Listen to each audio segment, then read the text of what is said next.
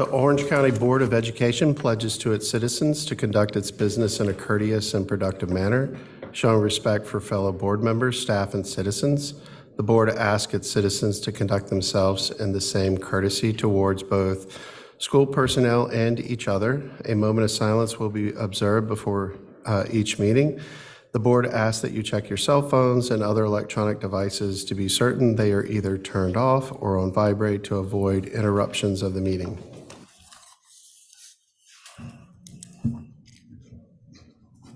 All right, we'll do the Pledge of Allegiance.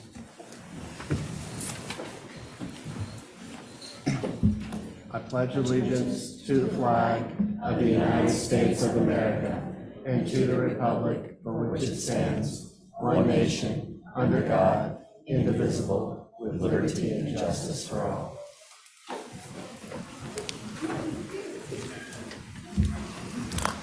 All right, we'll take a moment of silence.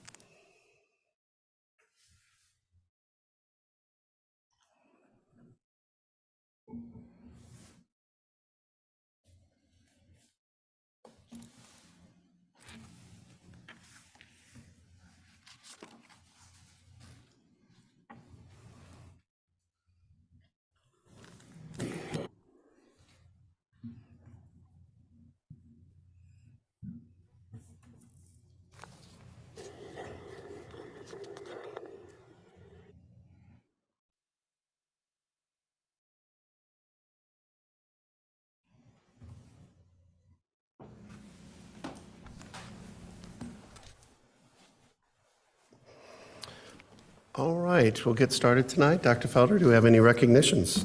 Most certainly am delighted to share recognition. So good evening, Chair Atherton, Vice Chair Purcell, to the entire board, to all of the student, staff, families, and community members here tonight. It is one of our favorite times of the board meeting, and that is recognition. And at this time, I'd like to invite someone who's no stranger to the boardroom, and that would be Mrs. Ambra Wilson, our Executive Director of Literacy, and she's going to help kick off the first recognition tonight. And as she does, I want to just first state that how much I enjoyed visiting our schools for one of the most important events that they have, and that would be our spelling bees. It was just great seeing our students work so hard, as they were certainly already representing their classes, but now they were trying to represent their schools. And so just grateful for all the staff who supported this effort. And so at this time, I'm going to turn it over to Mrs. Wilson to help us recognize our school spelling bee winners. Thank you, Wilson. Dr. Felder, so much. Good evening, Board Chair Mr. Atherton, Vice Chair Ms. Purcell, Board members, Superintendent, Cabinet, and so many community members. It is great to be here with you this evening to recognize our spelling bee winners at each school and just talk a little bit about what the spelling bee is. So here in Orange County Schools, our students in grades 3 through 8 all get the opportunity to participate in the spelling bee each year at their school. This is an engaging and interactive way for our students to practice some of the most important foundational literacy skills, such as spelling and vocabulary. For grades 3 through 8, each student participates in a classroom level spelling bee, and then winners go on to their school level spelling bee. Then the student who is the selected winner at their school level B then goes on to represent their school at the regional Duke Spelling Bee. This year, that regional Duke Spelling Bee will be held virtually on Saturday, March the 25th. So mark your calendars if you want to tune in. Each school spelling bee winner has been recognized already by the Orange County Literacy Department. You may have seen photos of our team on Twitter going out to celebrate these students and present them with a trophy and certificate on behalf of the district. Tonight, we are proud to honor these school winners who will represent Orange County schools at the regional spelling bee. Am I doing? Oh, perfect. Thank you. No, you can click. That's fine. So our first winner is from A.L. Standback Middle School, and this is Miss Ava Justice.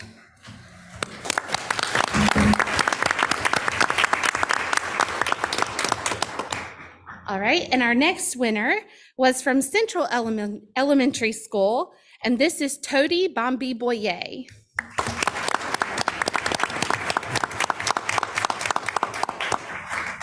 From Eflin Cheeks Global Elementary School, we had Zoe Newton.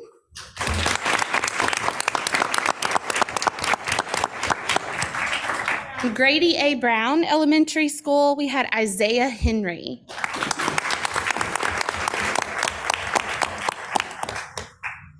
Gravelly Hill Middle School's winner this year was Jaden Lytle.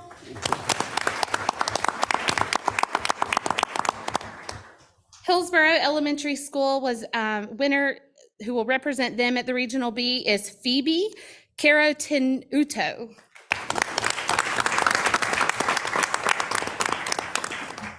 And New Hope Elementary School will be represented by Miriam Kamal.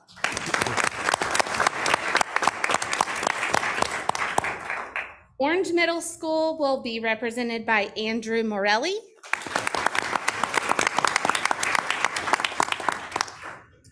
Pathways Elementary School will be represented by Lola Newland Guerrero.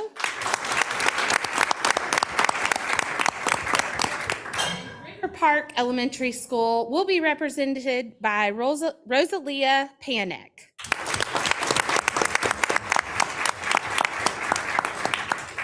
So congratulations again to all of our Spelling Bee winners. We are so proud to have you representing us, the Orange County Schools, next month at the Duke Regional Spelling Bee. And additionally, we are also very proud of all of our students here in Orange County Schools who participated in their classroom spelling bees as well.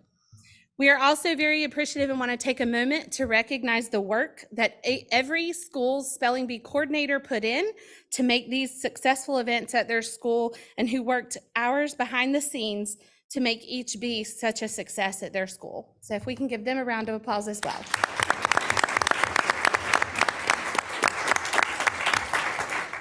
I'd be remiss not to mention that our Director of Literacy, Mariah Morris, heads up the Spelling Bee communications that come out from the district and ensures that all of our students get registered and that their names get added online to participate in the Regional Bee. So I did not want to not mention the work that she also puts in to make these a success. So thank you for your time this evening. My understanding is some of the Spelling Bee winners are here. Could they come up? Absolutely. Come on up.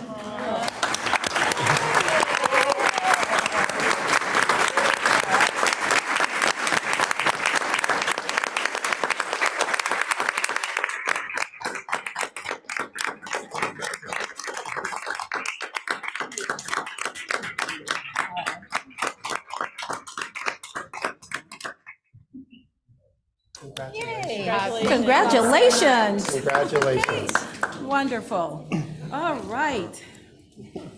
So from spelling bees to athletics. So I want to preface our next three recognitions with a quick shout out for an event that took place on February 2nd. So Mr. Dwayne Forster, our Director of, let's see, Dwayne, if I can get it right, Athletics, Health and Operations, along with Mrs. Brenda Bird, our lead support for Athletics, Health and Operations. And trust you me, they do so much more than that. They put together an absolutely wonderful celebration for National Girls and Women's in Sports Day at the Mebane Arts Council for over 80 of our female student athletes from Cedar Ridge High School and Orange High School. To say that it was beautiful is an understatement. I was blessed to say a few words, but more importantly, we fellowshipped and had an opportunity to enjoy a delicious lunch, and then were treated to a panel discussion, as you can see in, is that the panel? Nope. Well, there was a panel. I think some of the panelists are in that picture, but a panelist discussion that was absolutely priceless. And the theme was Lead Her Forward. And so the panelists talked about their experiences with regards to their work around athletics and healthy living. It was just awesome. And so I want to say thank you again to Mr. Forster and to Ms. Bird. Is she here tonight? She is. Where is she? There she is. All right. So thank you to both of them for putting this wonderful extravaganza together. And so while I cannot say definitively that that extravaganza had something to do with what we're going to hear next in terms of recognizing our next students, because within, well, actually that same day, and then within the next few days and weeks, a lot unfolded. And so first and foremost, want to recognize Amiyah Ware from Cedar Ridge High School. So Amiyah, would you come on down, please? So as I mentioned, on the night of February 2nd, Amiyah went out for Cedar Ridge and accomplished something new for Orange County basketball player, male or female, when she scored, now fasten your seatbelts, an amazing 54 points against Eastern Alamance, got to throw that out there. The previous record, yes. The previous record of 53 points, a record which lasted, can you believe that record lasted 45 years? She broke a record that was held for 45 years. Yes, yes. And I want to get, yes, oh yes, that's huge.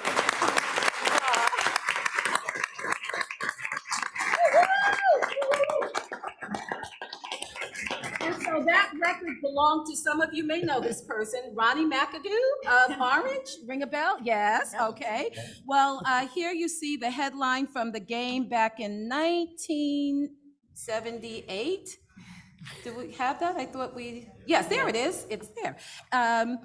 Which brings us to today. And so as of today, Amiyah now holds the single game record, but she wasn't finished yet. Just 2 games later against Durham School of the Arts, Amiyah went out and scored 51 more points on the way to her 1,000 points and more in her career. No basketball player in our district's history has put up 2 50-point games in one season until Amiyah. So,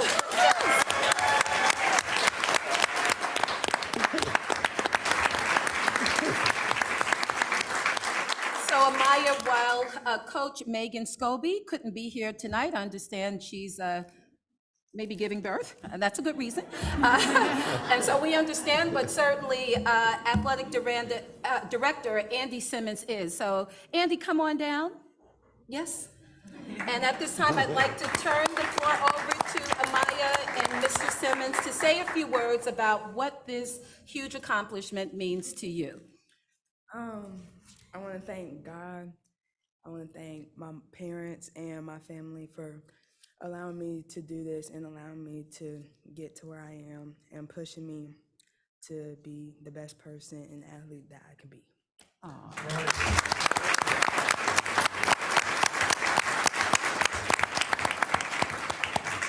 want to say congratulations to Amiyah. We are very proud of her. Not only is she a great basketball player, but she's also a great person. And she's an excellent role model for our younger athletes. So thank you for recognizing her tonight. Congratulations, Amiyah. We are so proud of you, incredibly proud of you. Yeah. All right. started, and so at this time, I want to invite swimmers. Where are our swimmers? So Ansley Ranzinski, Piper White, Riley White, and Katie Belle Sikes. Where are you? Come on down. And I'm going to invite their coaches from Orange High School to come up with them. And so we have been following your progress this season, and after the regional swim meet, we knew there was a chance that we would have you at tonight's board meeting. And so to recognize you for winning the state finals. Yes. So we didn't necessarily know that we would be celebrating some state and national records to go along with gold medals, but here we are tonight. And so we are incredibly proud of all four of you for your state champion swimmers. And we want to especially recognize Ainsley, Piper, and Riley, and Katie, who, by the way, swam away, no pun intended, with 3 medals and made a historic mark in high school record books, becoming an All-American, and if that wasn't enough, was named the most outstanding female swimmer at this year's state finals meet. Yes, that is huge.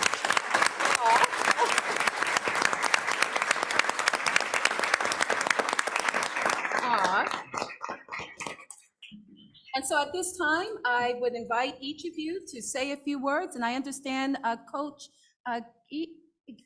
Geib is here, and so, and want to give you a few minutes to speak to what this accomplishment means to you as well, so. We just wanted to thank our wonderful coaches for giving us a great season, and our parents for supporting us, and the board for inviting us here tonight to be celebrated. Yeah, it was an awesome memory. So and it's super fun to be with all these girls and celebrate it. And so thank you for the board for having us to sort of honor the moment. Yeah, thank you. So one thing I would say, and I think the girls are being a little modest here, thank you guys for having them up here for the recognition. They definitely swam phenomenal at that meet and represented our county well. Little do most people know that these swimmers also hold a 4.0 GPA, unweighted. And so that has a lot to do with the type of athletes they are. They're dedicated, they put in the work, and they actually excel in the classroom. And so that means a lot to us as coaches, not only the academic performance, but the ability to balance everything that you have to balance. So swimming is one of those sports that's hours in the pool. You might drop a second, you might drop a tenth of a second, but all that work just comes down to it and that determination. And these ladies really did a nice job working together as a team and representing Orange County very successfully. So thank you guys.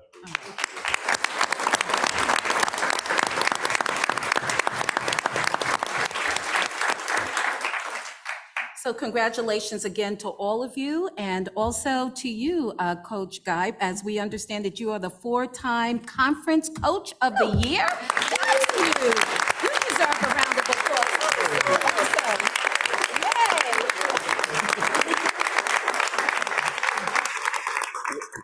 One thing about being a coach of the year is you do not do anything alone. And so if you have a team around you of support from parents to administrators and the school, they make us look really well. And I think we do a good job as a team. And so that award really is for all of us. So thank you. Well, congratulations. Thank you all. All right. So would Christopher Mendez, who is a senior at Cedar Ridge High School, and Mr. Bramell and any other staff who are joining him from Cedar Ridge, please come forward. All right. So, in case you're not aware, Christopher was recently asked to be part of a very exclusive group. He is one of the 10 finalists from around the country in the Hispanic Heritage Foundation's Youth Awards in sports and fitness category. And so for that honor, I understand you got to do something very, very special. So Christopher was flown out to Phoenix, Arizona. What happened in Phoenix, Arizona not too long ago? It was the Super Bowl. Yes, Christopher went to the Super he had an opportunity to enjoy the festivities along with the other finalists. And I understand from reading your bio, Christopher, that you've had a passion for soccer since you were around 7 years old, and that you have not only blossomed into this phenomenal soccer player, but you are also the captain of the Red Wolves soccer team, and that you also spend time organizing community events and charity events as well. So on and off the field, this is certainly one student we want to recognize. So we are so proud of you and want to give you an opportunity to say a few words with regards to what this means to you. I just want to say thank you for the board for having me today. It's truly an honor to be here. Thank you to my coach for helping me become the player I am today. My teachers, Miss Eisenhower, she was the one who wrote the recommendation for me, and all the teachers made this possible. They've supported me and helped me become the student I am today.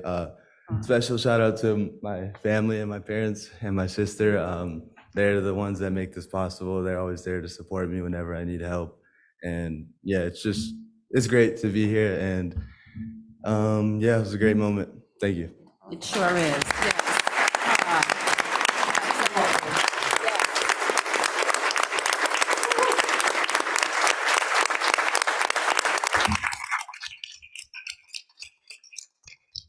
Mr. Brumell, did you want to say anything? I've known Chris for the past 2 years. He is hardworking, dedicated, talented. All the boys on the soccer team gravitated towards him. He is one of the most respectful kids I've ever coached, and he's hardworking. And so for him to get this honor means the world to me. Thank you, board, very much for having him here. I'm kind of jealous he didn't invite me to the Super Bowl, but You weren't his +1, I take it. right. But other than that, great kid. I'm going to miss him dearly. He is a very talented soccer player. He's done a lot for the Cedar Ridge Red Wolves program, and I'm very proud of him. Good job, Chris.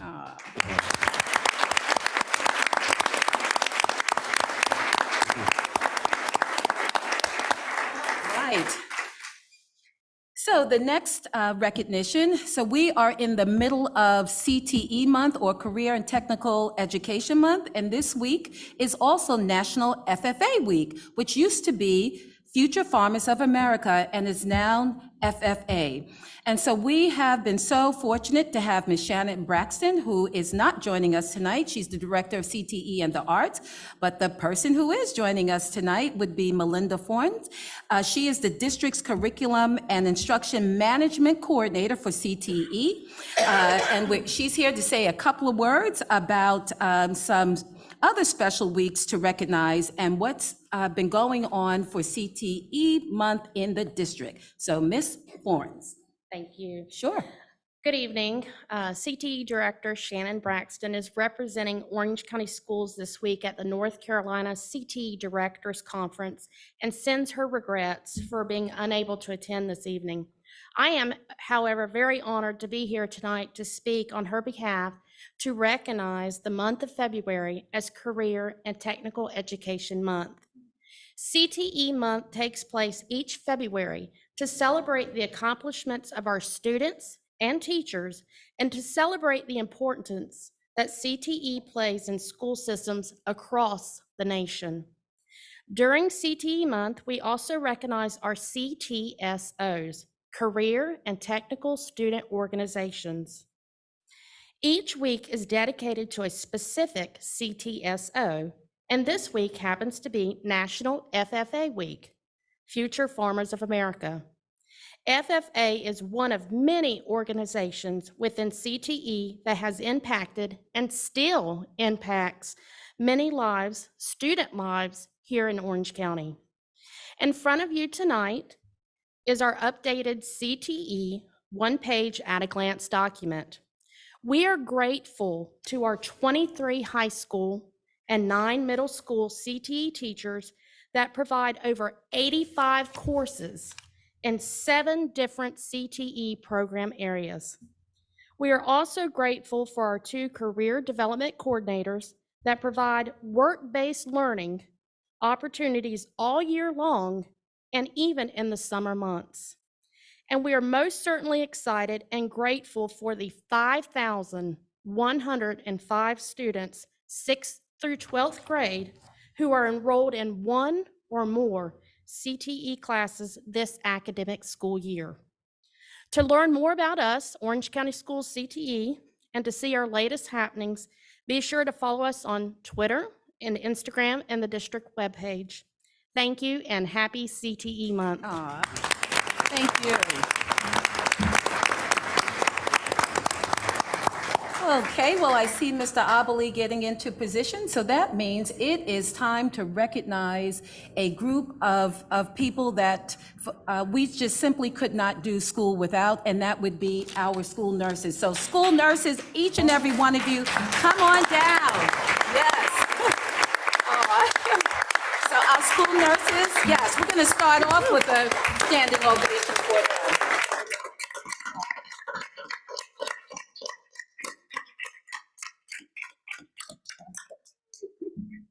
Wow. And so we are very blessed indeed in Orange County Schools to have an outstanding school nurse, not in some, but in each of our schools. And they all play such a vital role in helping our students to remain healthy, to stay in school and be ready to learn. And so at this time, I'm going to turn things over to Mr. Abilene, who wants to bring a special recognition to all of them, a well-deserved recognition. Thank you, Mr. Abilene. Thank you. Good evening, everyone. Just want to recognize Sylvia Compton, our district lead nurse, is not able to be here with us this evening, but I do want to recognize and just talk about the wonderful job and fantastic job the school nurses are doing for our schools each and every day. But more importantly, you're going to hear directly from them. So if you go out to the Department of Public Instruction's website, you want to learn a little bit more about school nurses. It says they promote health and safety, intervene with actual and potential health problems, provide case management services, coordinate communication with families, appropriate school staff, and medical or home health care providers. I can tell you as a former principal, you know, very quickly you learn that you need a school nurse in your building because there's always something that's going to come up that this school nurse is going to help you with. Go through a global pandemic. That's right. And you will learn you right. cannot operate That's schools. I'm going to say that again. We cannot operate schools without school nurses. Communicable diseases is only one of the many areas that they focus on and bring services to our doors each and every day. Last year, when we came back from the pandemic, we asked so much of these individuals beyond anything that was ever expected. And when the world needed nurses and healthcare professionals, they chose to be with us. Yes. They chose to be with us. And so we want to recognize that our schools stayed open last year and we did not have to close down buildings due to the many hours and hard work, contact tracing, and everything in between. And then you add on to that the role and responsibilities of a school nurse, and you will understand how great these individuals are. And I'm proud to stand here tonight with them. And so we do have a few words here. I think Ash is going to start out. So. Thank you, Mr. Abilene. That was very kind. Good evening, board and Dr. Felder. My name's Ashley Sines, and I'm the school nurse at River Park Elementary. I appreciate this opportunity to speak to you and share my personal experience as a school nurse these past few years. While I'll never be able to fully relay all the challenges we have experienced, I hope to give you a small picture of what it's personally been like for myself. I've been a school nurse with Orange County since 2016. My previous nursing experience was at UNC Hospitals as a pediatric oncology and bone marrow transplant nurse. It was an extremely challenging job that I held for 15 years. I could have never expected that my role as an elementary school nurse would prove to be my biggest professional challenge to date. As a school nurse, we have an enormous responsibility to our students and staff. We work independently in our school as the sole medical expert and care provider. You never know what you will see, but you always have to be prepared. From illnesses, injuries, chronic medical conditions, it's our responsibility. Our responses really could be the difference between life and death. Over the past few years, we've seen a sharp increase in chronic health conditions, allergies, medication management in school, behavioral health needs, and daily medical care management for our students. We are responsible for tracking and managing immunization status, infectious diseases, ensuring health assessments are completed and reviewed, vision screenings, community health referrals, and following up with all students who have a reported medical condition or injury. We are responsible for training and supervising school staff to help support us in med administration, emergency response, and a variety of other student-specific health concerns. This was all before COVID-19 and its additional challenges and responsibilities. As a nurse, I could have never imagined something like COVID-19 and the impacts it would have. I take my role and responsibilities to River Park and our district seriously. I can only speak for myself, but working through COVID has been all-consuming. Personally, the impact of being a school nurse during COVID has overflowed into my home life, and to speak frankly, my husband wanted me to consider changing jobs. I've had frequent dreams about counting isolation dates and contact tracing. No lie. There's been a constant state of unease and concern for our sick students, sick staff, and what challenges tomorrow would bring. Work has frequently spilled over into off-work hours and weekends just to keep up. It never seems to end and has been mentally, emotionally, and physically exhausting. It's a daily challenge to keep up with my normal school responsibilities and managing COVID. I want to thank you for providing additional support for the nursing staff with our contact tracers, our dedicated lead nurse role, and our nurse extenders. I can honestly say I would not be standing here today without that continued and necessary support. They have proved to be a critical piece in providing medical care to our district. While our nursing staff has benefited from this additional help, it is truly our students who have benefited the most. They deserve to have their medical needs met at school, and this has helped us to better serve them. Thank you for your time.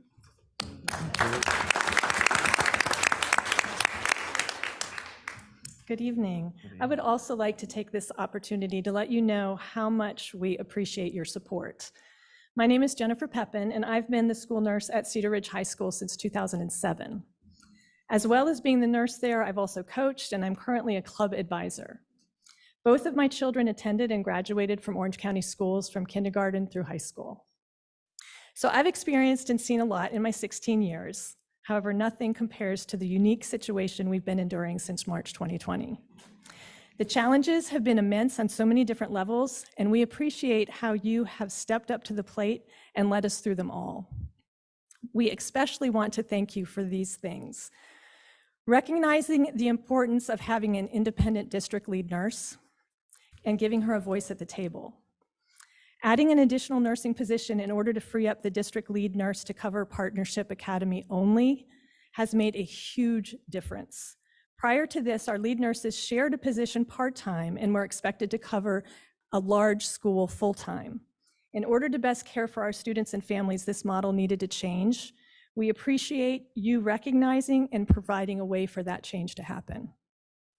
We also thank you for recognizing the importance for the need for extra nursing staff in the district and adding a permanent float position. As we lost several school nurses during the pandemic to early retirement, higher paying jobs, and the need to be home with young children, we quickly felt the impact of not having a nurse in the building. Adding a permanent float nurse position has helped us fill the gaps. We've been able to provide professional medical care at each school, and the amount of time a school has gone uncovered has decreased dramatically. We also want to thank you and recognize your support in streamlining the recruitment process for school nurses in Orange County. Your willingness to support a more competitive pay scale and faster onboarding process has allowed us to hire and retain quality nurses. After a rough start to the beginning of this school year, we are finally fully staffed with a great team of nurses attending to and meeting the needs of our students. Another way you have showed your support through action and not just words was hiring contact tracers to assist us during the height of the pandemic. The extra support was essential and allowed us to keep up with the tremendous workload we were tasked with. It opened our eyes to how much more we can be doing for our students and families when we have the manpower needed. So we are also ecstatic about the most recent support you have given us through your provision of 2 school health technicians. We are hoping to be able to add them permanently. We cannot thank you enough for all the ways you have been collaborating and working with Sylvia Compton, our amazing district lead nurse.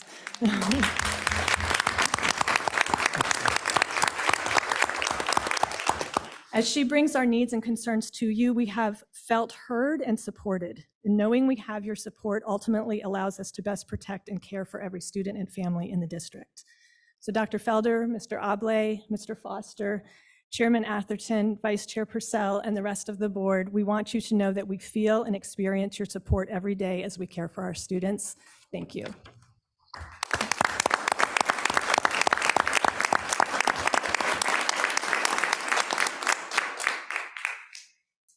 We'd love to come and shake your hand, if you allow that, or fist bump. Please, y'all feel free to come on around and then we'll take a group photo of everybody.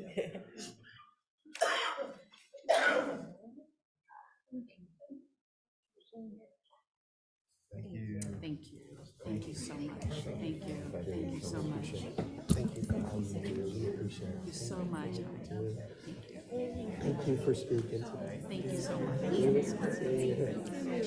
Thank you for everything. Thank you. Thank you. Thank you. Thank you. Thank you.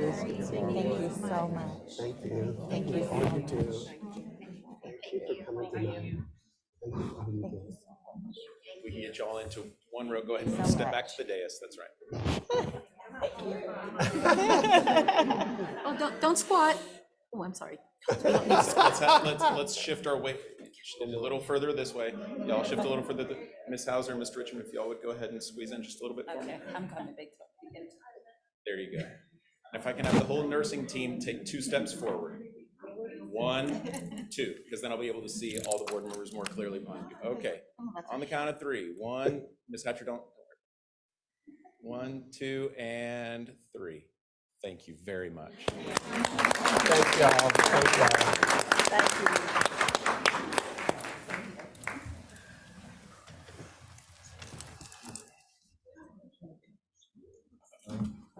Well, board, that concludes our recognitions for tonight.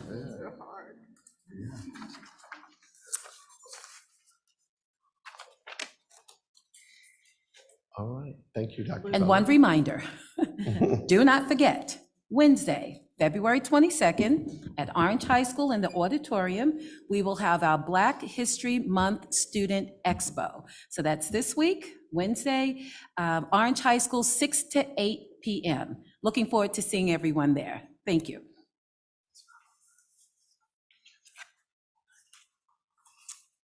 All right. Next, we have the agenda adoption. So my understanding is there's a request to pull 2 items from consent. The Pacific Education Group contract and the Forthright advising amendment to current contract. Are there any other items for the board? No. All right. Is there a preference, Dr. Felder, of where to put those in after? Sure. Might we move the Pacific Education Group to right after consent agenda and the Forthright amendment to the current contract to maybe the end? Would that work? To the end of the discussion and action items, or the end of the agenda? Yes. Okay, so we'll make that one item E under subsection 4, discussion and action items for the Forthright. Okay, can we get a motion to approve agenda with these modifications? So moved. Second. Okay, we have a motion, a second. Any further discussion? All in favor, aye? Aye. Aye. Thank you, Dr. Moore. We have the agenda adopted.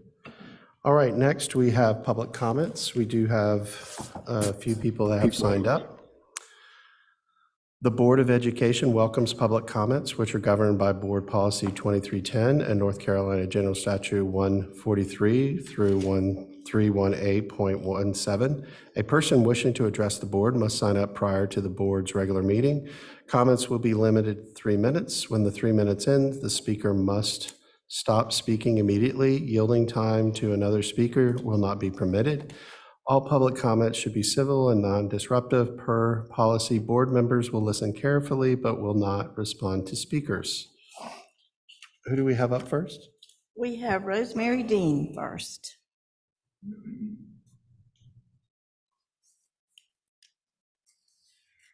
Good evening.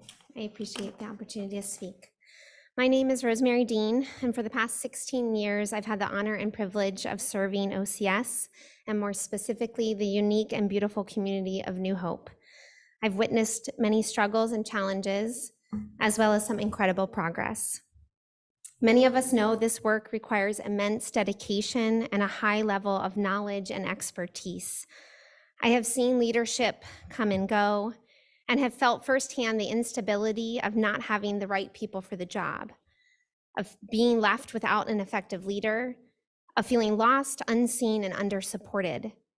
I sat on the superintendent's roundtable under one of our interim superintendents, during which minimal progress was made, and it was clear work had been stalled and was piling up, awaiting a new leader. And then a leader came, and she was unable to meet the needs of our students, their families, and our staff, and the search began again. Which brings me to why I'm here this evening. I want to speak tonight in support of our incredibly dedicated and effective superintendent, Dr. Felder, as well as what I fear may happen if her contract is not extended. Dr. Felder brings with her a wealth of knowledge, experience, and expertise. She knows a great deal about effective literacy instruction and in meeting the needs of the whole child. She fearlessly guided us through reopening during COVID. And though many of us were consumed by fear, she knew what our students needed and how to do it safely. When I arrived in 2007, many of our families, especially those who have been historically marginalized, communicated being under-supported, not feeling comfortable or welcome in our schools, and their children not having what they needed to succeed. Please help us, Rosemary, was a plea I would often hear. It brings me great joy to say that the dialogue I now hear is that our families do know how to get connected to school staff and to advocate for their children's needs. They receive clearer communication than before and in their native language. Under Dr. Felder's leadership, our family engagement team has expanded, and it has been quite impactful for our families. Furthermore, Dr. Felder is the first superintendent in my 16 years to visit our schools and to have real conversations about our experiences and our needs, and then to actually follow up on our concerns with possible next steps. And last but definitely not least, our district experienced unprecedented academic growth last year under her leadership. We are all beginning to see glimpses of her vision that all students may experience academic success, but we have a long way to go. I urge the board to extend her contract so that we may continue this powerful and urgent work, searching for a new superintendent, especially one as well qualified as her, and then that person getting to know all of our schools and their unique needs will take a great deal of time and will greatly slow down and impede the work that is well underway. Thank you. Thank you. Thank you. Hillary McKenzie is up next.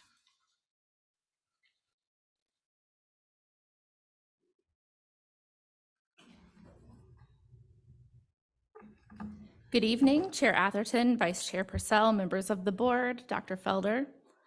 I'm here tonight as the parent of 2 students in the district, as an advocate for education justice, and for the purposes of my comment tonight as a former member of this board. As the board knows, a superintendent is originally offered a 3-year contract, and it is customary for the school board to extend it by 1 year after each yearly evaluation. While evaluations are not public, a vote to extend her contract would be. I have been closely watching for this, and I recently submitted a FOIA request that confirmed my concerns. This board has not extended Dr. Felder's contract as I would have expected to see happen by this point in the school year. All 7 of you know that this inaction is a quiet way to push a superintendent out of a district. When we lose superintendents, we often lose many members of district leadership and school leadership. When we turn over leadership, we lose teachers and other support staff at the school level. At a time when this board mentions teacher shortages at nearly every meeting, how can you risk this exodus of staff at this time? Dr. Felder led us to having the highest percentage of schools meeting or exceeding growth of any district in North Carolina last year. While we have a long way to go, students are growing. Our data are moving in the right direction for the first time in more than a decade. I am grateful that she has moved the needle for our students. It is Dr. Felder's dedication and expertise and leadership that has brought the entire team here. Ms. Hauser, when you tell folks in the community that you, Mr. Atherton, Mr. Richmond, and Ms. Purcell have commandeered the school board, I wonder what message you're trying to send. Based on that comment and rumors of Mr. Richmond telling folks that Dr. Felder wants to retire, I can't help but wonder if it's the four of you who are not in favor of extending her contract. There are several of you who like to tell a story to one faction of the community and then something else entirely to others. Transparent and courageous leaders share their truth with everyone. Mr. Atherton, in your short time on this board, you have personally voted to oust Chairwoman Stevens, orchestrated a vote so that the foreman on the board would try to vote away a serious complaint I filed against Dr. Halkiotis, in addition to constantly undermining the board's leadership under me and then Vice Chair Stevens, and again under Chair Doyle. You had Eva Dubison removed as the board's attorney and replaced with Mr. Ramey as soon as you became chair again. And now, based on your behavior constantly towards Dr. Felder when I was on the board, I can only imagine you're part of withholding Dr. Felder's current contract extension. Undermining and failing to support the women in your proximity is a pattern of behavior and the legacy that you're creating for yourself as a board member. Our students deserve consistency, our staff members deserve job security, our community deserves a board who doesn't politicize district leadership positions. I will leave you with the words of James Baldwin tonight. I cannot believe what you say because I see what you do. Thank you. Sarah Patterson.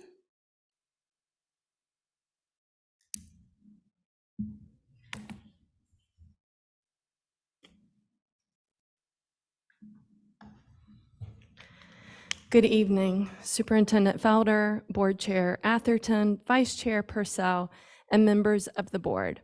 Thank you for the opportunity to speak tonight as a community member, a parent of OCS students, and a 9-year veteran of Orange County Schools. I am here to request that you offer a contract extension to Dr. Felder. Under her leadership, our students are growing academically, and they are receiving consistent, evidence-based social and emotional supports. Spanish-speaking parents have better access to school information through increased translation and interpretation resources. Stakeholders have better access to what is happening in our schools through increased publicity and transparency. And school staff have clear processes for providing feedback to district leadership, which is heard and then incorporated where possible. During her tenure, I have seen historically marginalized students be more supported in schools. In fact, the greatest increase shown on our winter panorama survey of 6th through 12th graders that just closed was in the area of diversity and inclusion. 65% of respondents answered favorably when asked how diverse, integrated, and fair school is for students from different races, ethnicities, or cultures. That is up from 43% just 1 year ago.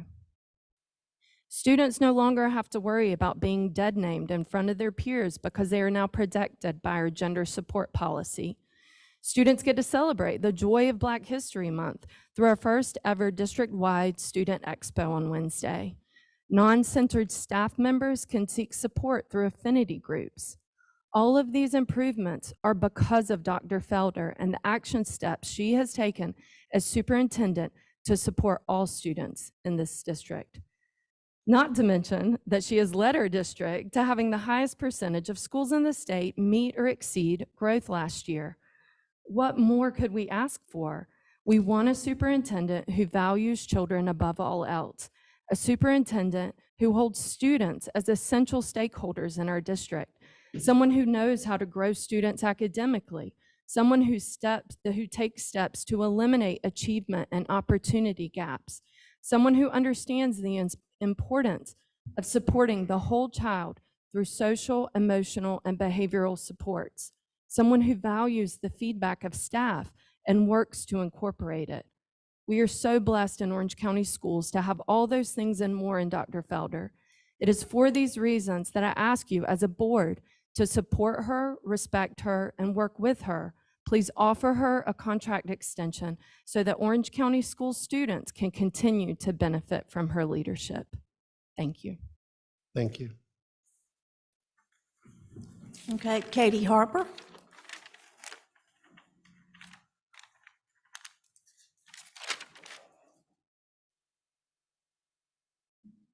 Good evening. Thank you for taking public comment. I've attended enough board meetings and watched enough recordings to know that Chair Atherton, Vice Chair Purcell, and board members Hauser and Richmond are likely responsible for the delay or the refusal to extend Dr. Felder's contract beyond its current end date of June 2025. I have seen this board majority vote to return board meetings to Monday evenings, despite repeated requests from the superintendent on behalf of her staff to meet on any night other than Mondays. I've seen this board majority vote not to accept the Gravelly Hill Middle School School Improvement Plan, not just once, but twice. The only time I saw board member Richmond vote differently than Atherton, Hauser, and Purcell was the vote for a central office position dedicated to federal grants management. In all other split votes since last summer, board members Doyle, Moore, and Smiley have voted in support of the superintendent's recommendations, while the other 4 board members have not. It is a shame that the 4 of you would rather rob our district of a brilliant superintendent than do what you can to support her and her team. Orange County Schools has had 10 superintendents in 20 years. Even if you don't agree with my personal opinion and others that have spoken tonight or written in that Dr. Felder is the best superintendent our district could ask for, I would hope that you would extend her contract for consistency's sake and for students' sake. Superintendent turnover hurts districts and it hurts students. This past year, Orange County Schools has had the highest percentage of schools meeting or exceeding growth compared to districts across the state. That's not to say that our district is not without challenges, like severe staff shortages in our middle schools. It's to say that Dr. Felder is the most qualified person to address these challenges. There is still time for you to extend her contract and to allow Dr. Felder and her team to continue their work to improve test scores across subgroups, to build community, and to work toward providing a first-rate education for all of our community's kids. I really hope you will extend her contract for as long as she is willing to lead our district. Thank you. Thank you. Okay, up next is Spring Dawson McClure.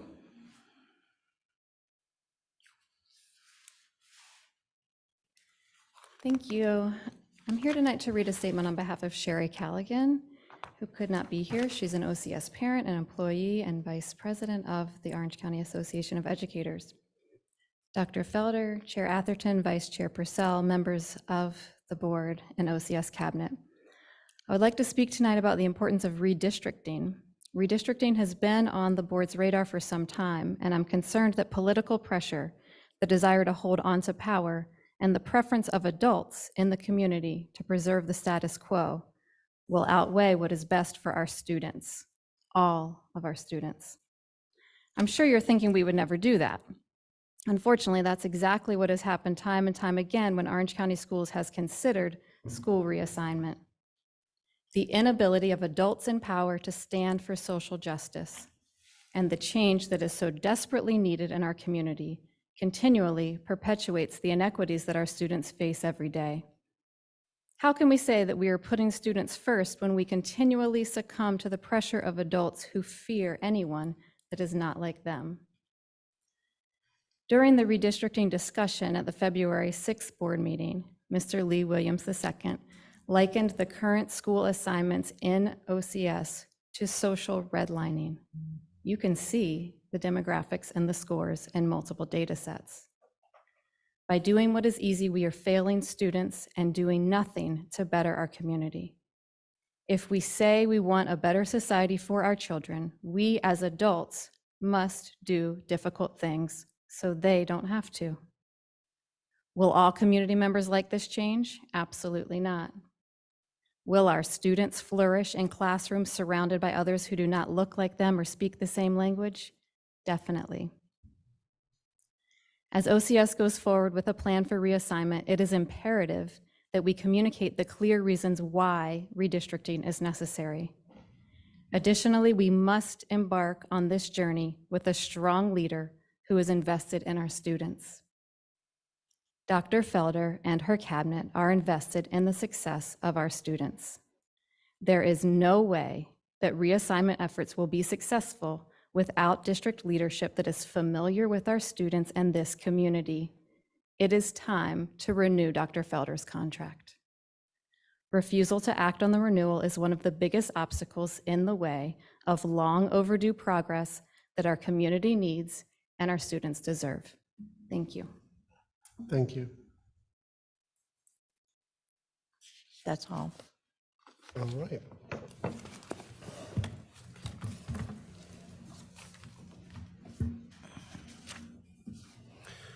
Okay, next on the agenda is the Pacific Education Group contract. Do we need to approve the consent agenda first? You're correct. Motion to approve the consent agenda, the Second. revised consent agenda. Second. Second, all in favor? Aye. Opposed? Thank you, Dr. Moore. All right, Good evening, Board. good evening. Good evening. I'm here to answer questions regarding the Pacific contract. Ms. Hauser, I know you had some concerns, so let's do it. You want me to just, Go ahead. you want me to start? Sure. First, I have to say I couldn't be happier to see tens of thousands of dollars for board training removed from the contract, so thank you for that. Let me pause you. That did not happen. Well, Board there's- training is still there. No Board matter. training's still there, but not for 70,000, not for a third of Board the. training was never for 70,000. So I think I go back to my initial conversation that I had, and you and I had, and then also on the phone, the board training was never for that amount. What we were starting to put together was not a true idea. The board training looks at, if you're in the contract, is the virtual DELT. The virtual DELT is for $37,200. That has been the continual. What only thing that got cut that brought that contract down so drastically was that we were not pulling teachers out the building for 2 days, but for 1. And so because of that, it cut it down drastically. The original PD for Pacific Education, they offer a 1-day or a 2-day for teachers. We wanted the 2-day. I think the 2-day is far more impactful. However, we all know the state of education right now with getting substitutes in. We know that there's no more importance than having teachers in front of their kids. So we reduced it to the 1 day, so this way they don't miss time with kids. Matter of fact, Dr. Green and I met again today to figure out how we can do it during some of those required days that are coming up next year, so we don't miss any days. So I want to be clear, the board training is not cut. It is still very much alive in there. It was never at that amount. It has been there consistently. Okay, then maybe if you wouldn't mind, I don't know if it would help to pull the contract up. Could you walk us through the contract? 'Cause Sure. there's 3 sections. Very clearly. So the first one is the virtual stage setting. That is a conversation that we have as a cabinet with Pacific Education where they do some private stuff with us. The In Beyond Diversity, there's one for 2 days. That is for you all, our principals and administrators. So Franklin, my good man, provided a layout or a breakdown for who will be receiving those pieces. So if you'll go to that, the PD cohorts, Courageous Conversations. Ignore the winter and spring because we are past those days. But what you're looking at in that first cohort of the extended cabinet, 19 assistant principals, 13 principals, 7 board educators, 7 cabinet members, 6 of the our SES team, and the family liaisons. That is who will receive the 2-day training. Yep, right there, Ms. Doyle. Hold it up for everybody, like we're in the classroom. There it is. There you go, Mr. Atherton. We in it. Ms. Purcell, you got it? I got it. Yeah, I won't leave anybody behind. You're Reverend Richmond, you got it, sir? Okay. So that is for the 2-day training. That is for us. That digs a little deeper into the work. What we decided was to ensure that we had teachers in the classroom. Everyone else, the other 3 cohorts, would receive the same training, but on 1 day. That is what cut that cost down drastically, because initially it was set for all 3 of these other cohorts to receive for 2 days. Okay. That's what cut it back. And so then the board training is after that. That is the DELT training. I really am trying to be quite specific on the contract. So so there's Beyond Diversity, which is you're saying the admin group is going to go through the 2-day Beyond Diversity training. Yep. That's the 80 people. They're Then all there's- 80 people. Excuse me? They're all 80 people. Okay, they're all 80 people. Yes. So then there's a foundation training. It's 1 day, there's 3 units of it. It's also 80 people. Does that mean 80 people? That's the or- other 3 cohorts. So if you see there's 3 of those sessions. So the other 3 cohorts that are listed, the teachers, SES, and teacher support, those are the other 3 cohorts that will go through the 1-day training. Okay, so that's more than 80 people. It's So only it's 80 per training. So it's 80 times 3, another 240 people will go through that. Yep. Great. And then virtual Dell, 2.5 hours, another 80 people. That's virtual adult is the board training. 2.5, I'm sorry, so the board is in Beyond Diversity and virtual Dell, 2.5 hours. It said, the contract said 2.5 hours, 80 people. 200, yes, it's just 2.5 hours that you all for 4 sessions. 4 sessions, so it's Yes. not 80 people, that's No. just the board. No, I mean, we can bump it to 80 if we want to add in more, but it's more just geared for you. I'm sorry, maybe I misread the contract. I thought the contract said 80 people. No, it's fine, it's just you. Okay. All of their sessions can be up to 80. So if we wanted to invite boards from Chapel Hill, if I wanted to invite from Chatham, they can be up to 80 people. Got it. So if you want to send out invites, we can, but I would recognize honor just us being there. So it's up to 80? Yes. It's up to 80, but that's, the virtual Delt is the board training? Okay, I don't remember what the price was on that. That's So, for 4 sessions. It was $9,300 per session of a grand total of $37,200 for 4 sessions. so a third of the money is going to board training. My math isn't that great, but I would argue probably, if you want to. It's a little more, Yeah. actually. Yep. Okay. Can I just ask, what is the plan to bring equity training to the rest of the district? I'm sure you can. So we are actually engaging now in our equity training. So my partner, Mr. Sathi, and I actually began our equity training with our elementary schools. We had over 30 teachers sign up and come to our first culturally relevant and teaching practices on Wednesday. They have 2 more trainings, and we do our middle school and high school starting March 1st. So they're offering the equity courses. The other part is I've had conversations, as you and I've talked about, with REI about coming. My concern about pulling REI before we have folks who are able to engage in the courageous conversations is REI is just a grandiose, here is equity. And here is racial inequities for over 400 something, however we can fit in an auditorium for 4 hours. I'm fearful of that, of giving people a little bit of information because that makes them dangerous without someone they can talk to process. When I've done this before, we've had folks who walk away from REI upset, frustrated, and disturbed because they just took the information, not having a place to couch and go through it. It was important for us to have folks who had been through courageous conversations, which teachers have asked for, to be able to engage and say, so let's process what you heard so we're not having a detriment to students. That is my fear of just saying, everyone come to racial equity training or oppressive training, or there's a fear of just doing that without having real conversations and real professional development. So I would like for us to be able to walk this slowly so we can engage with teachers in the correct, and our admin and our staff in the correct manner. Okay, I mean, It was Jesus. Oh,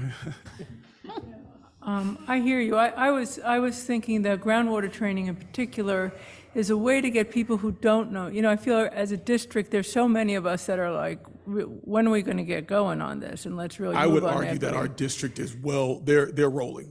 For Mr. Sathi and I, we speak with a lot of teachers. Matter of fact, he's been doing training with teachers who have been asking him to coach consistently. I hear your sentiment. I once again, I argue against just throwing out groundwater without supports. I hear you. My question, it's a hard one to ask, but it's around the people who don't understand what equity is. It's making sure that everybody's coming into the tent and feels welcome in the tent. I agree with that. I would lift up to you, though, for those folks who don't know, giving them that racism exists and here's a systemic oppression without an opportunity to really couch that is going to be super dangerous. Okay. And we just got to be careful. Okay. And I just have one other concern. I don't know, one other concern in that. I have heard fantastic things about Pacific Education Group and Courageous Conversations. What I also heard is some districts have discontinued using them because the teachers needed more tactical skills. So the courageous conversations were great ideologically, but in terms of how do you deal with the equity issues that come up every day in a school, it didn't help with that. So I was curious. Yeah, I would argue, I mean, I think they provide theoretical and practical ideas, but it's the same as any other equity group when you're going to bring them in for a consultant piece. They're going to give you a high level view, attack some strong practices, give you tools to use. We are remiss if we don't utilize our office to then dig in and dig deeper.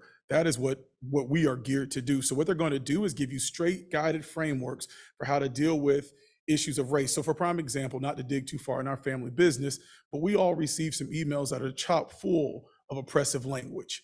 And what this training will do is give you all the verbiage back to address that so we don't have some hurtful and oppressive language that goes unchecked. So I do think that, yes, there's this idea that teachers may not have. As I look at my standards, how can I incorporate cultural relevant? No, it's not going to do that, but it is going to give them tools and toolkits to be able to engage in courageous conversations as they come up in the classroom. Not to keep telling Mr. Safi, I do love the guy, but we were just in a training or equity meeting at a school. One of the first things they asked us was, what can we discuss without the board firing us? Now, the faces go, What their concern is if a student comes into the classroom, and it was all about religion, and says, I don't use a Christmas tree, why do you have one? Can they truthfully answer that? Or better yet, a parent who says, I don't want you to have any books referencing LGBTQIA+ in your classroom, take it out. What do I do, Mr. Williams, Mr. Safi? Kid says the N-word in my classroom. I call the parent just simply says, well, we don't really use that language. I'll talk to them about it. What do we do, Mr. Williams, Mr. Safi? There's fear, people. This gives them an opportunity to actually move past that and get to the main thing that we want to do, and that is teach and educate. And so all while it may not be able for you to apply your standards and be able to look at it in a different lens and say, okay, when I teach Pythagorean theorem, here's exactly what I'm going to do. What it will do, though, is have you thinking, I got to teach Pythagorean theorem. What can I do? There's a difference. Okay. Other questions? Go ahead, sorry. No, go ahead if you have No, I was another. going to move the recommendation. I just have one question. I noticed I assume that it's been reviewed, the contract? Yes. Okay. The only question I had is I noticed in there's a section about the student personal records, and I'd just like clarity around that. What's the question? That's my language. That's our template language on student record confidentiality. Okay, so it's not intended that we are giving the No, records. it says they have no right to it Okay. whatsoever. If they happen to acquire any, it's strictly FERPA protected and confidential, et cetera. Okay, But okay, there's yeah, I no- just no saw right. it and I was like, that's kind of strange to be. No access right, and I wouldn't expect any confidential student information to be shared. Okay. Yeah, they don't ask for it. Okay, I appreciate it. I just, like I said, I saw it, I was like, it seems strange, but, okay. Second the motion to approve? Thank you, by the way. Okay, we have a motion and a second. Any further discussion? All in favor, aye? Aye. Opposed? Thank you, Dr. Moore.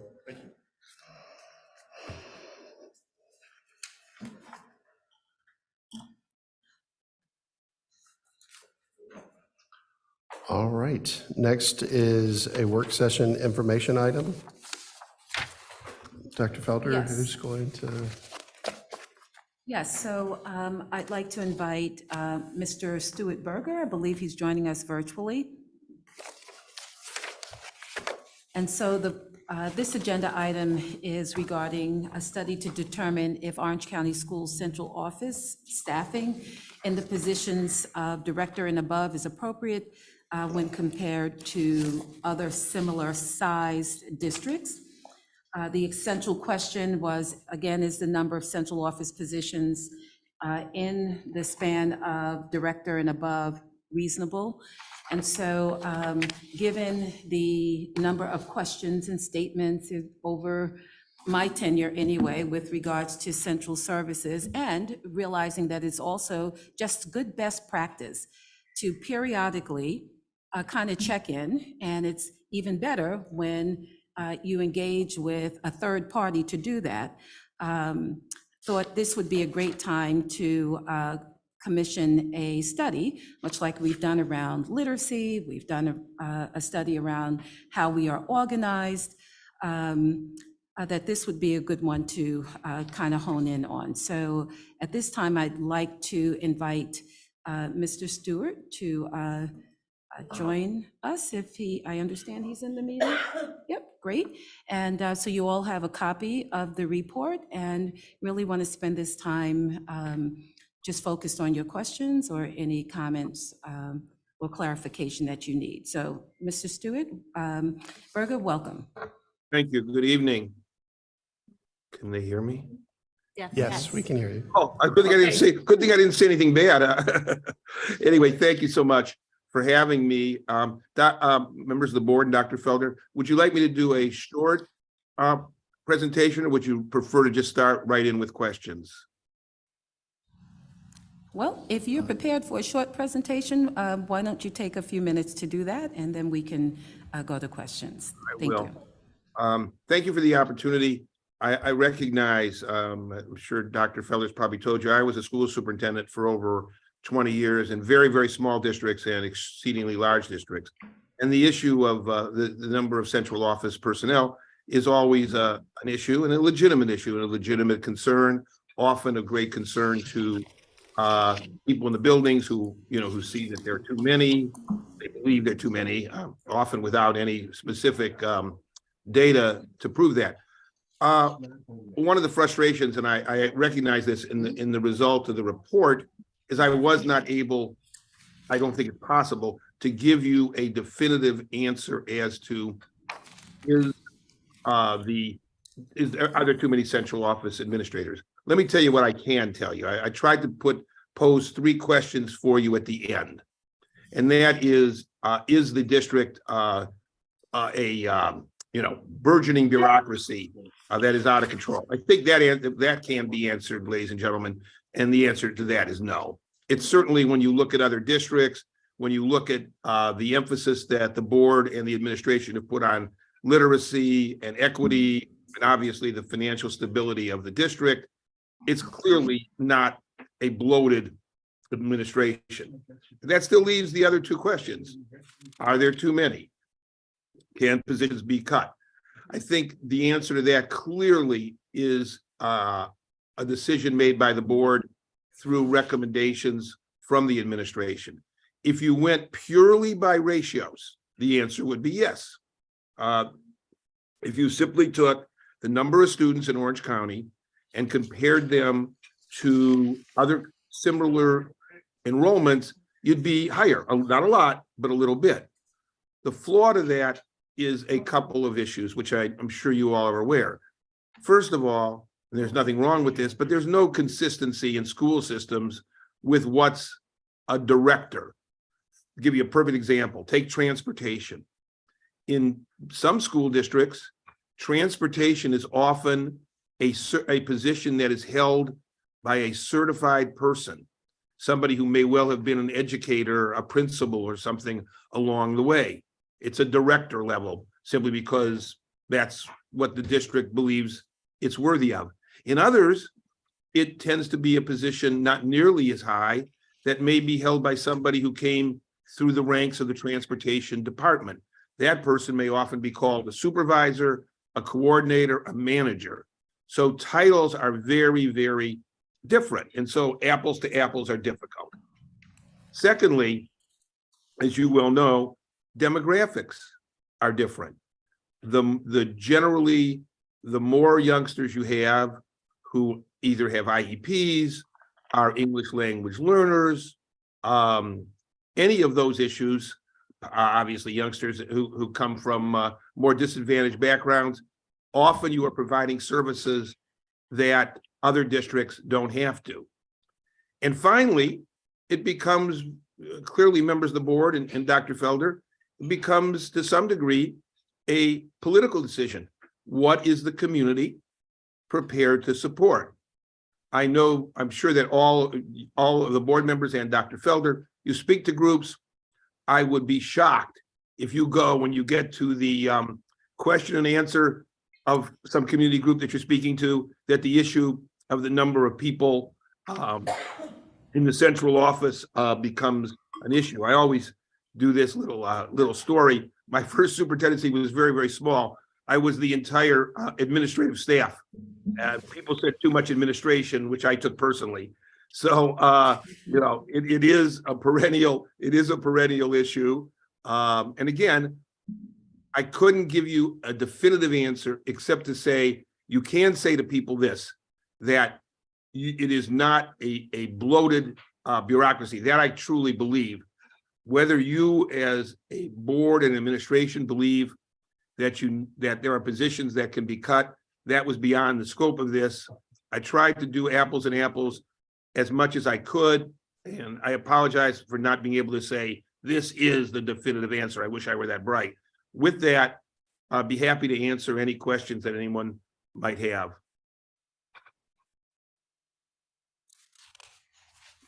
Questions from board members?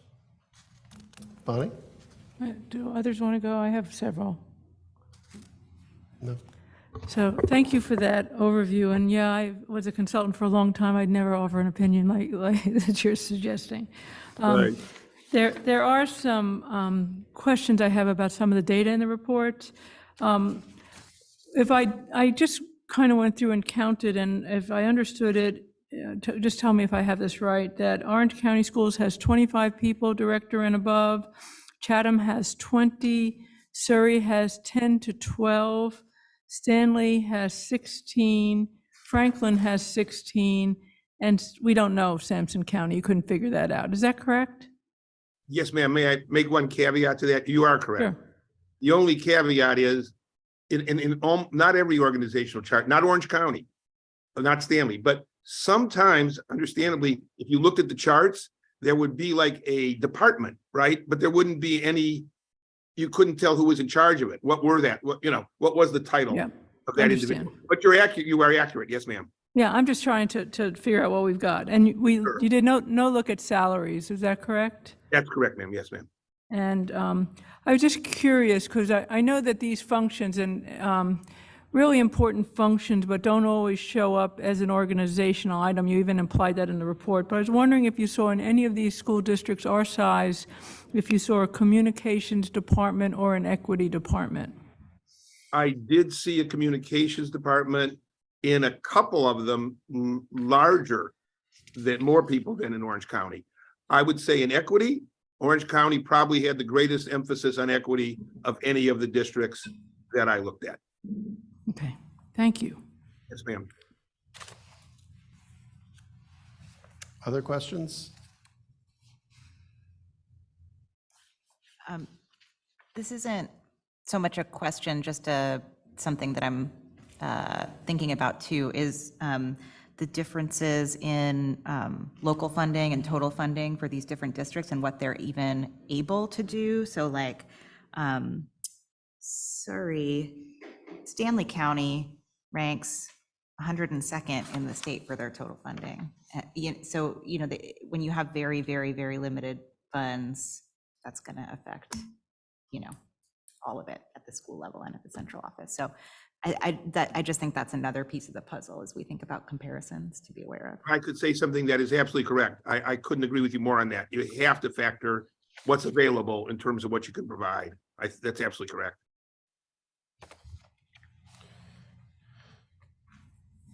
Yeah, I agree with you, Sarah, that seeing that and also looking at how the districts are performing too.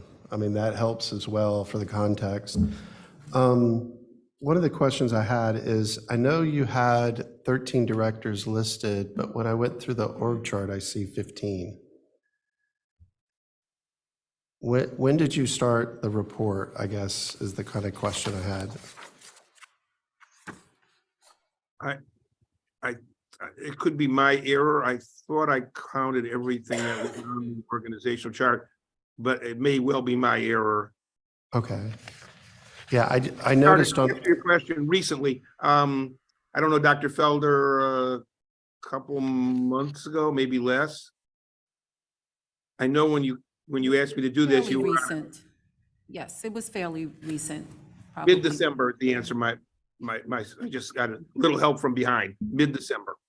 Yeah, I think if you had the latest org chart, the 916, it didn't have the federal programs director on it, which would have been one of them, but anyway, okay, I appreciate the context. I was just trying to, as I went through, trying to see, and I saw the other districts, trying to make sure what the numbers are, and like everybody else said, having the context of the funding and the results and how the districts are approaching this helps.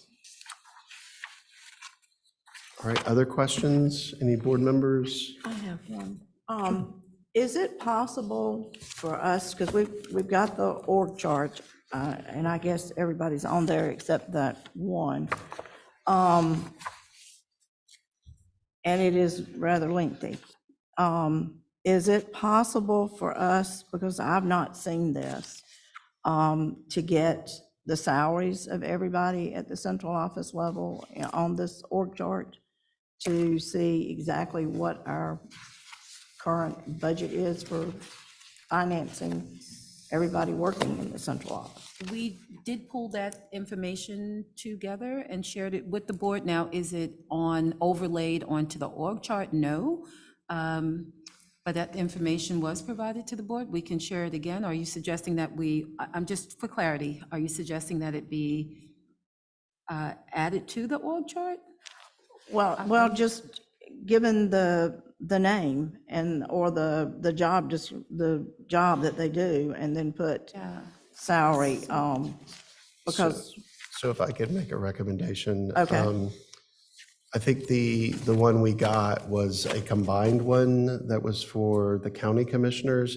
And I think what you may be asking for is, there used to be a single spreadsheet that just had that information that's been shared with the board from time to time of just the current snapshot, not over that time frame, which I think would be helpful to. Yeah, I'm just talking about the ones that are on all these. The current org. The current one. I am sure we can provide that. That would be helpful. All right, other questions? All right, this is just a discussion item, so we'll move on. Thank you, Mr. Berger, for joining us tonight. Thank you for your time. I appreciate it. Thank you. Have a good night. You too.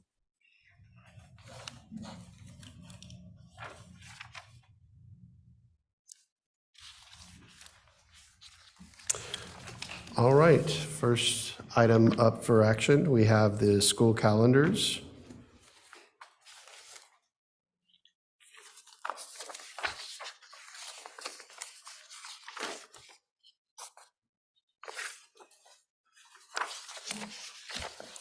All right, good evening once again. I do want to recognize Julia Workman from Hillsborough Elementary School, I think is online tonight as a panelist for us. And so I just wanted to provide again an update on the school calendars for 2023, 2024, and 2024, 2025. As we talked about last time before you this evening, we're bringing back the draft of the calendars. We did make sure all of our calendars comply with North Carolina law as summarized on the screen here. And just wanted to mention that part of this process did include getting feedback from over 200 of our families and approximately 250 staff members as well. And so at the last board meeting, you had comments in reference to the calendar, and so did many other individuals. And obviously, we can't create a calendar that's going to be able to make it feasible for everyone's wishes or comments. But we certainly have worked over several meetings the last couple of months to try to bring the best calendars that represent the needs of our students, our stakeholders, and our staff members. So when we look at our student calendar dates for the next 2 years, they're on the screen for you with our traditional calendars based on the state law in the starting school no sooner requirement than the Monday closest to August 25th. You can see we would have the first day next year, August 28th, The ending date, again, making sure that we're meeting the statutory requirement for being out closest to the Friday for June 11th. Our last day would be June 7th, so those are our bookends. And the traditional calendar for 24-25, August 26th through June 6th. And then our year-round calendar this year would start back on July 17th through June 6th. And for 24-25, July 15th through June 5th. Now, keep in mind, the year-round calendar is established and permissible by law for the early start. That is one of the permissions within the law. Our traditional calendar, we are not eligible for a waiver, and there has not been a local option or a local bill that allows us to start earlier. My understanding is in this legislative session, 2 years ago, our local representatives had a local calendar option bill that never made it out of committee, as did many districts around the state. This year, a couple of those are in committee, and there is one that does represent all 100 counties. We do not know, if there will be any calendar flexibility with the current legislation. So we're presenting the calendars and moving the calendars forward. If there would be a substantive change to state law, then obviously we would come back and bring you an update. Looking at additional feedback that you received, I believe the Board of Elections reached out to you in reference to primary voting sites. And so for reference, 4 schools within the Orange County schools are used as polling locations: Central Elementary School, Grady A. Brown, Gravelly Hill Middle School, and Orange Middle School. We have traditionally built our calendars to have the November polling days, election days, to be closed with teacher work days. That has been a historical practice that we have used in the district. However, they are anticipating a very large turnout for the presidential primaries in 2024. And then certainly, from a national scene, we've heard and seen many other individuals, not just the individual constituents who are assigned to a polling precinct, but other individuals, whether it be campaigning, poll watchers, or other individuals who are being encouraged to show up at the polls, present security concerns and challenges for school campuses. And so on this calendar, we had considered, but we did not have listed March 5th as a day with students being out of school, nor do we show if there happens to be any runoffs and additional voting days scheduled in May. We're not showing any of those. And again, we wouldn't know that until after the primaries if there's any special runoff elections. And so bringing before you this evening, based on those comments that you received from the Board of Elections, if the board wanted to consider having March 5th as a day in consideration, there are several options. Option 1 would be keep the calendar as presented, which means students would be in school on March 5th. Option 2 is remove 2 early release days. We have programmed one in, hearing the feedback about a fall break. We programmed in the calendars a half-day early release, 3-hour early release at the end of the first 9 weeks, and then another one the last day of school. And so we would take those away. Option 2 would be to take those away, and then March 5th just becomes an optional teacher workday. Option 3 would be to replace March 5th with a holiday or teacher workday elsewhere on the calendar. And that's where we would have to change the other feedback we've received as far as trying to pair workdays that are at the end of the weeks, trying to pair with other days off, or trying to have the calendar aligned with holidays or with days when students are out in session. Options 4 and 5, we were looking at if it was permitted by state law, allowing for a remote learning day for those 4 schools only. And then option 5, if it was permitted by state law, allowing us to have a remote learning day for all students on March 5th. Speaking with Mr. Ramey and legal counsel and reviewing the statutory provision for the remote learning days, it was specified for emergencies and for inclement weather. And so it's hard to say, almost at this point, over a year out that it's emergency. Typically, emergencies are unknown, unforeseen, unpredicted, and you would declare an emergency and then have authorization. And so we believe after further review that those are not options permissible by law, and I'll defer to Mr. Ramey if he wants to add to that. That's correct. Just to add a little bit, I thought it was a good, worth checking. I appreciate the question on that. I did check the statute. You can use your remote learning as you get 5, unless you have a good cause waiver. So if you had a hurricane hit the district and you shut down for a week, you might get up to 15 days. But otherwise, it's maximum of 5 remote instruction days, but only for, quote, severe weather conditions, energy shortages, power failures, or other emergency situations. So I don't think that would, election day events would not count under that standard.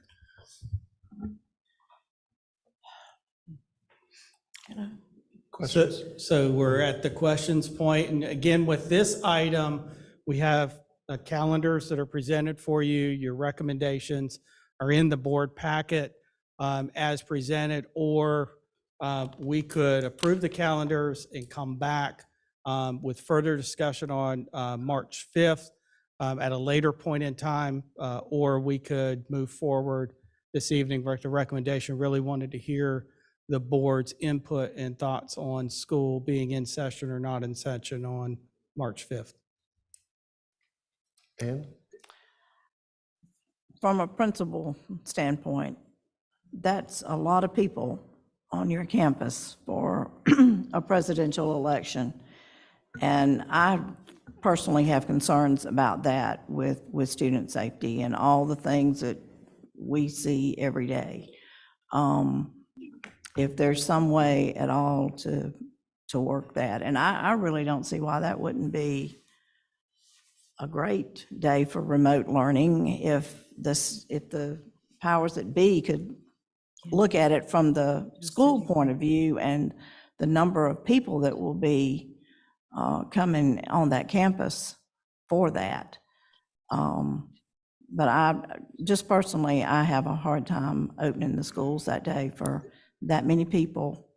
Not only the people coming to vote, but all the Board of Elections and all they have to do to set up for something of that nature. Yeah, it's typically, and especially in the morning hours with carpool drop-off pickup, there's certainly traffic and parking becomes an issue at the polling locations. And then this past November, we tried with our calendar changes last year to have it be students out of school in a teacher workday. But as you know, school scheduled conferences that day. And so what we would recommend is if it's a day that the campuses stay clear of staff members, we allow staff members to work remotely, but that we would not turn this into bringing more folks back onto the campus like happened last November with conferences. So you also have to think about the sports at the middle schools because that's baseball season, soccer season, all of that. So I just have a concern with that. And I know how hard it is to come up with this calendar, but from the, parental administrative side, I just see that we're opening ourselves up. Sarah? Yeah, and I just want to say I agree with that. I remember last primary season how disruptive it was for the schools, and then also the information from the county that they're seeing it being disruptive for people trying to vote too. So I just think we have to figure out a way to have the schools closed, at least for students, those days, and not scheduling conferences or things. Yeah, so these. What approach to take, I think that should be you all, but I hope that we will do that.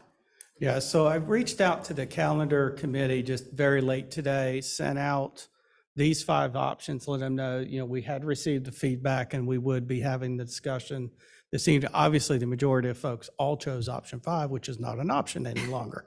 And so I will tell you from the administration standpoint, I'm happy to go back to the calendar committee. Two of the two of the days that we added in, the half days, we know from feedback previously, half days are a barrier and a challenge for families. And so from the administration standpoint, my first recommendation would be to remove the half days because those were so difficult on families based on the feedback. But I'm happy to return to the calendar committee and bring back a final recommendation if that's what the board desires.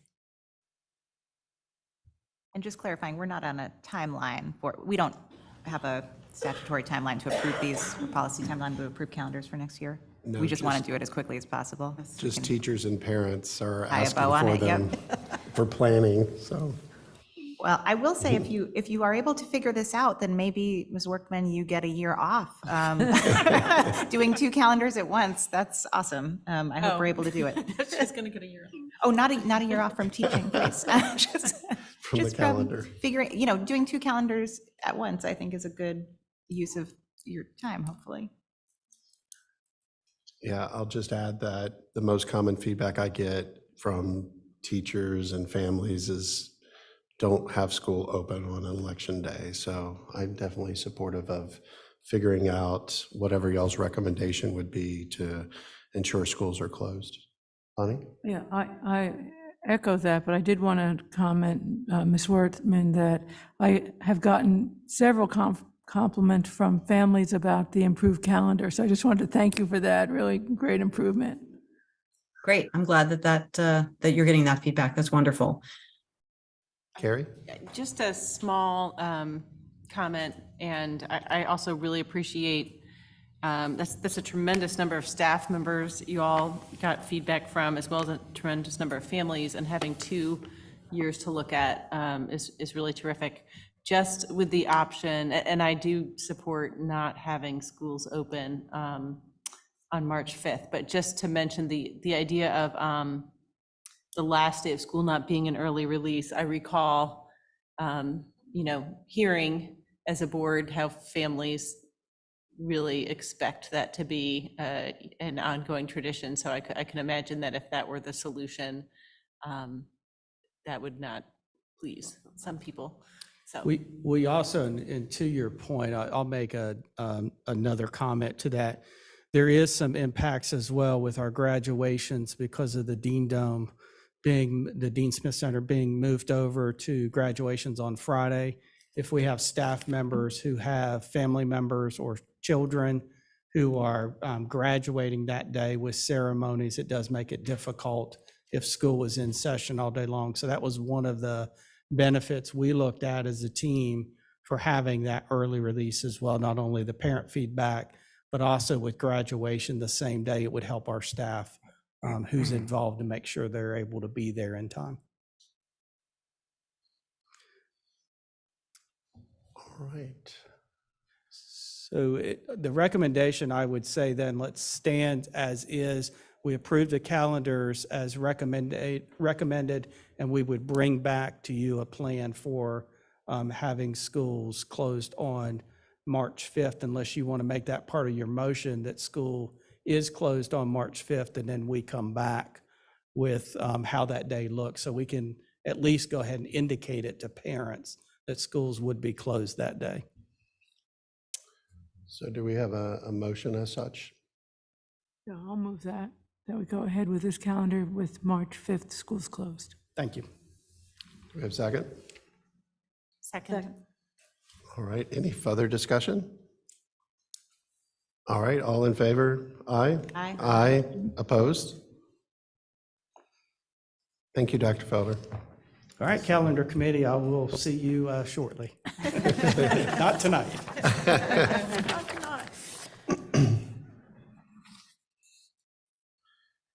All right, the next item we have is from Policy Committee. Policy 2130, Board Member Compensation and Expense, first read.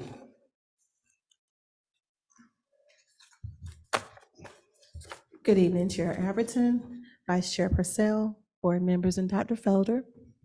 I am coming before you to request approval for first reading. You all have received all of the information from the policy committee, the assembly, where we have attached updates to this particular policy. I also will refer to our board attorney if there are any questions regarding the information that we provided. All right. Are there any questions from any board members? So could someone just summarize what is different from the previous policy? I know we have it in the lines, but what is different?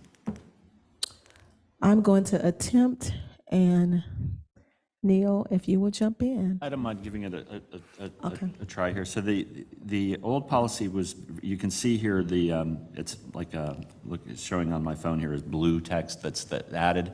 What's in black was the original policy, not much there. It was pretty bare bones. So we've really just built a lot of structure into this. I'll say just too that there's not a lot of law in this area. You know, in terms of how you handle board member compensation or reimbursements. One key legal point I think I've shared with the board before is that compensation, like a stipend for being on the board or an expense allowance, which is a set amount that is not a reimbursement for an incurred expense, but just say a travel allowance, that those have to be approved by the county commissioners. So one thing that's important to note about this policy is it does have a travel allowance in it, and therefore that portion at least is subject to county commissioner approval, and the board's motion, if you approve this policy, should indicate that. That cannot go into effect unless and until the commissioners approve it.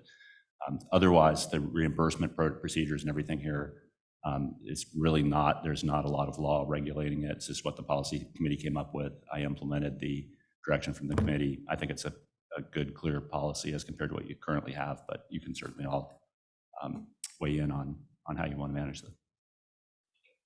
Yeah, I would add a couple of the big changes to me were aligning the board travel policy with the district. So we would follow the same that we expect teachers and staff follow, where before we didn't have, you know, how you should book, when you should book. Also, one of the things that's new in this policy is each board member has a specific budget to manage for their expenses, their training, whether that's your 12 hours required or additional development that any board member would like to take. And I think the last one that I'll mention is it also aligns one of the other policies that talks about the specific legal requirements training within that budget that each board member has. Now, that budget isn't limited to just that amount. So if a board member went over that for some reason and there was another conference, they could bring that towards the full board and request to do that. And also it takes a lot of the original, which was you would come to the chair and the chair would have to determine if it was an appropriate expense and if you should be doing this class or that class. So it removes that, but the board chair would still sign the expense, but not determining what. It's not a discretionary, right? It's not, the chair isn't saying, I don't think this was a valuable conference, you're not getting paid Right. for it. It's your budget. The chair is just making sure you're within your budget. Right. And thank you all for summarizing that. That last point, I know the policy committee had a discussion on, and I think is really important. And if I'm reading this correctly, the previous policy was we would submit reimbursements and the superintendent would approve them, provided that they were reasonable and appropriately documented. Right. And the board chair actually was not involved in the previous policy. And so it seems like it's adding it in. And if I could make a suggestion, it doesn't say under what parameters the board chair would review and approve. So if the bar for us is these expenses were appropriately documented, we could add the appropriately documented, but to me it leaves actually the concern about the board chair deciding what sorts of expenses are appropriate or not for other board members that you just brought up. Yeah, I'm open to any additional wording or changes, because you're right, that's the intent, is not. The one thing I was going to mention is that we did find that the policy that's posted is not the actual one was approved. The one that is approved does have the chair as the approver, not the superintendent. That was done, yeah, it was done last year, but it just didn't get refreshed on the, anyway. So so that actually is true, that that's currently what's happening. Okay. Yes, that one, Um, it does say that. So, yeah, I might just suggest if we could say to the board chair for review, somewhere in that number 1, if we could just say, and the board chair will approve such requests provided they are appropriately documented and within the board member's budget or something like that. Yeah, I think something along those lines would be fine. Do we want to try to draft the specific language here for first reading, or defer it so that we can come back with a, I mean, it's not a difficult change. I just always a little leery about revising policy on the fly. It's helpful to read everything over and make sure it all fits. I don't know how urgent you all think it is to get this policy updated. Yeah, I think based on what you're saying, it's consistent. The policy committee was. Consistent What you're with saying the is intent, 100% right? consistent with the Consistent policy with the committee's intent of the discussion, yes. policy. And I see your point. It might be helpful to add some clarifying language that the review and approval is not discretionary. It's really just a perfunctory, this is within the policy, it's within your budget, you've signed the form, yes, approved.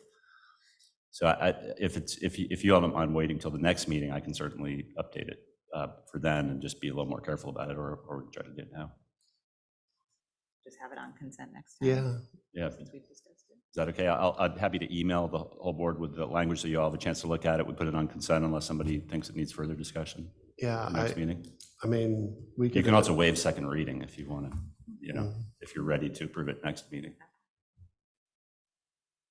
I don't have an extreme preference on this. I think that would be fine. I'll make sure to email you all an updated draft. I think it's a 1-sentence change and a good one. Okay. I do like the addition of the sort of budget for each board member. I think that's a nice way to handle it. And I definitely would like to thank Neil and the whole policy committee for going through that, because there were multiple drafts, and appreciate the patience as we went through that. All right, so with that, we will not approve that tonight as first reading. We'll bring that back in consent for first reading. And Neil will send out the update to us via email to just see that change. Any other thoughts or comments around this one?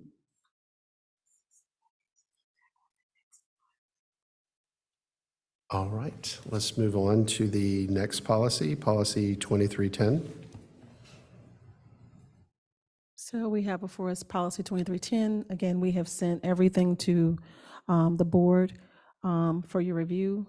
And are there any questions? If so, at this time, we will take any questions regarding policy 2310 that we're recommending first reading.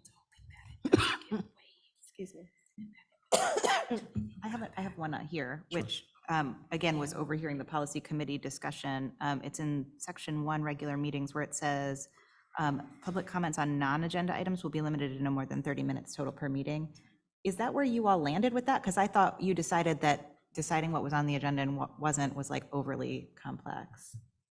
So where we landed on it is, to your point, was to bring it to the full board to decide how it would like to handle that, because the concern was, well, what if somebody comes up and they speak 10 seconds on one item and then non-agenda item, is somebody going to track that? And then I think with the ability to call a special public hearing was kind of the way to address all of it. So if that occurred, that you had so many people sign up, you could move this to a special meeting.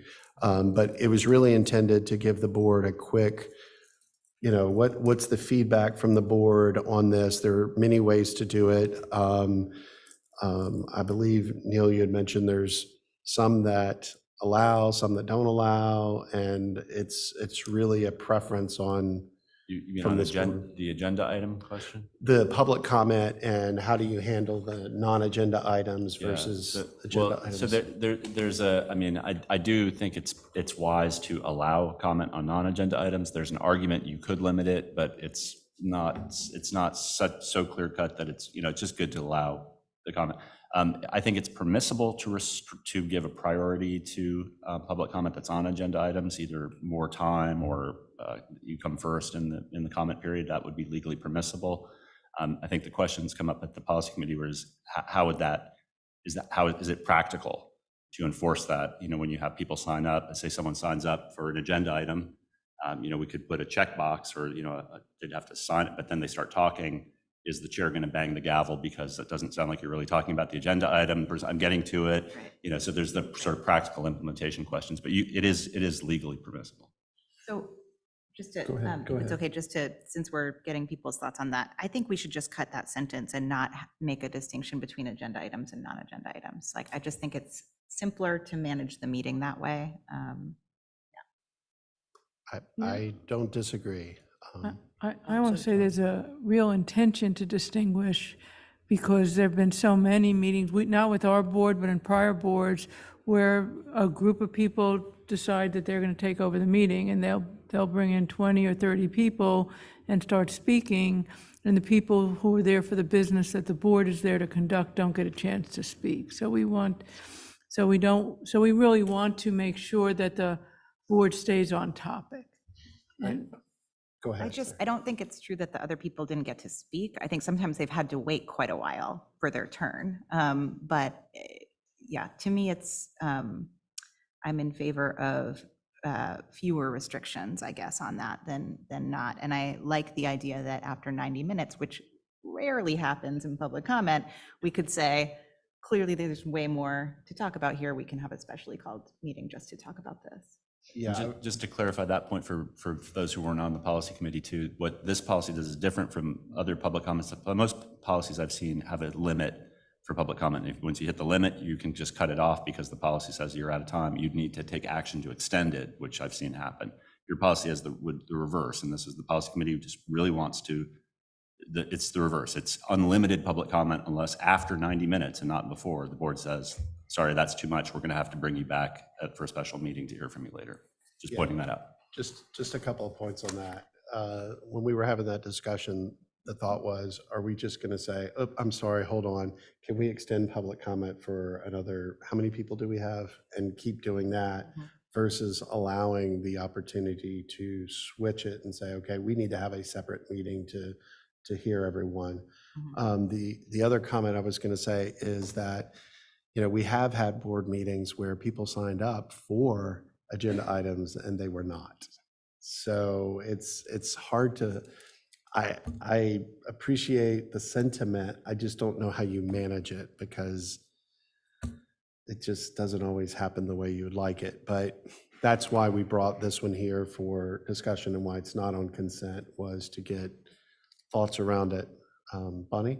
yeah, I'll just add, and I'm just in the spirit of Orange County, that the county commissioners have quite successfully managed this for many years with two agenda items. One is items that are not on the agenda, and they allow 30 minutes, up to 30 minutes on the agenda for that. And then on items on the agenda, as far as I'm concerned, that comment should be unlimited, and then again, if there's so much comment that we can't do, the board can't do its meeting, then the chair might want to take it to a public hearing or more open meeting.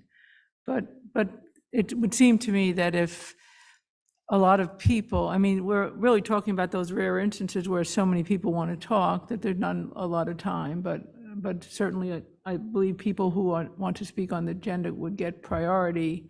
But if you don't want to speak if you're not on the agenda, we really need to have a way to say, we had a different way. We had to find a different way. And it's taken this board, not our board, but the Orange County School Board in circles. That's what created that whole work session, business meeting distinction. It got really crazy, and I don't want to go back to that. Carrie? I'm in favor of keeping it simple. And I agree that it's just difficult to logistically manage what topics people, that we're an open forum where parents who maybe don't always come to board meetings come, and, it's just a little bit of a less formal environment, and the more open it is for public comment, I think the better. And we can always change it. If it doesn't work, we can change it. And we've done it almost every other year. So, and we are removing the work session wording and statements because it just didn't make sense. And so I'm okay with removing the non-agenda items, timing, and because we do have the 90-minute kind of item. And I'll just point out, it's not the chair that does that. It's any board member can make a motion to do that. And if the majority of the board so wants to do that, then that's what would happen. So there'd be no priority to people who are there for items on the agenda. The priority would be whoever signs up first. So whatever order comes in, and the board could allow everyone to speak, or at 90 minutes, there could be a decision made for that. So people with experience speaking to the board would get priority over the people who don't have experience. That's what's going to happen. Just, being a good activist, that's what happens. I'm just saying. It's always a potential. No, that's what happens. Are there other thoughts from other board members on way forward on this? Sounds like Just one note, Mr. Atherton, since there was discussion about removing the sentence that says public comments on non-agenda items will be limited to no more than 30 minutes total per meeting. There's also one other reference to that agenda item limit. It's later on in the policy. A sentence says speakers will be called in the order they have in which they signed up, except that comments on non-agenda items will be capped at 30 minutes per meeting. So if you want to make that change, I'd make it in both places, remove that clause, except that non-agenda items will be capped at 30 minutes.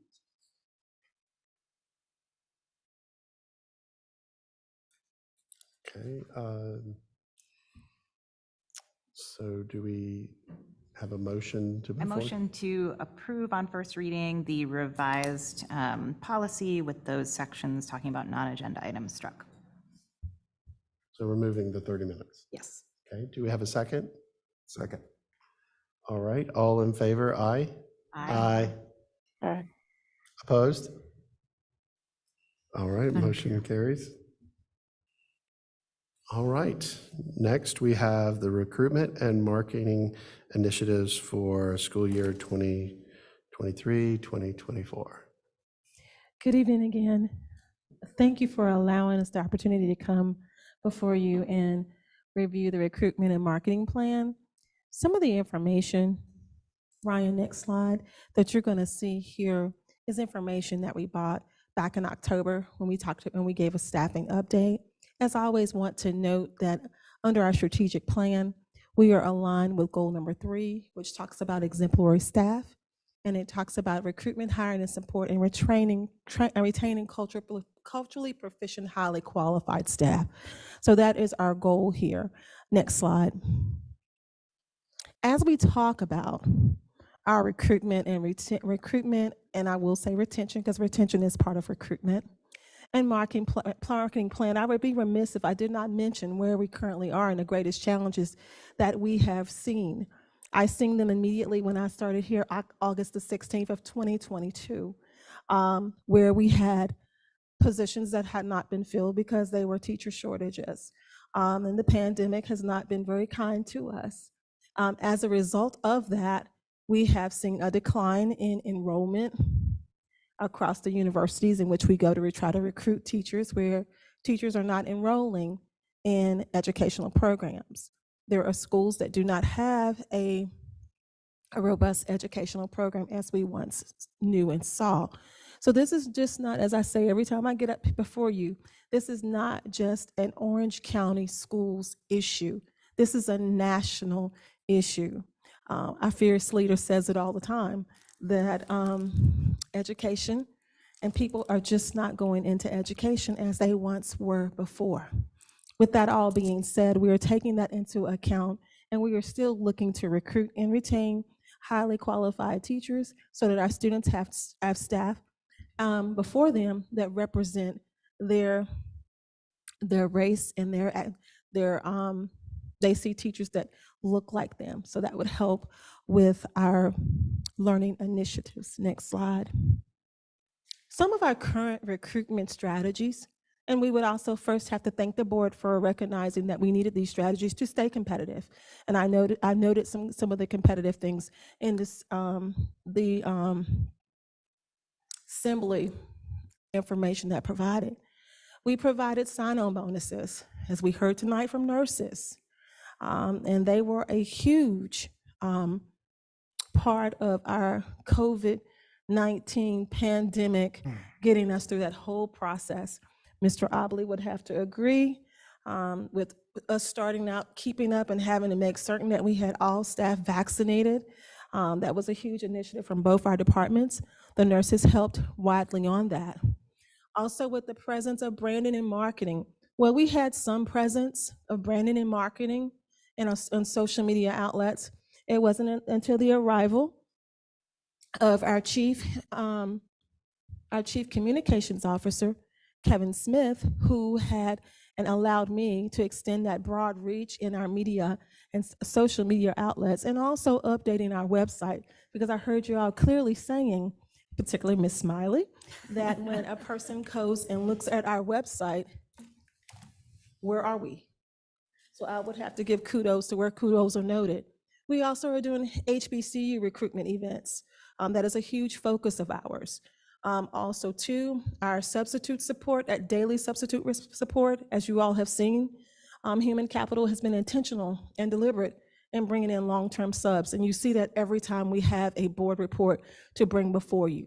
They have been the core that has helped us when we needed and didn't have that teacher. We've been very fortunate to have staff that are retirees that are going to come back and help us. Our retention efforts, our new teacher support program, retention programs, we're partnering with educational organizations, our new teacher mentoring program, and then our own Grow Your Own TA to teachers. Next slide, Ryan. Some new recruitment strategies, and you see a red asterisk at the bottom. These are pending board approval, and these are things we're looking for to stay competitive, because it's all about that competitive edge. We are, and I think she'll be talking to you in a moment, about a staff referral bonus, which our chair said, hey, we need a staff referral bonus. So hey, we are going to bring forth in a minute a staff referral bonus. Hopefully we'll get that approved.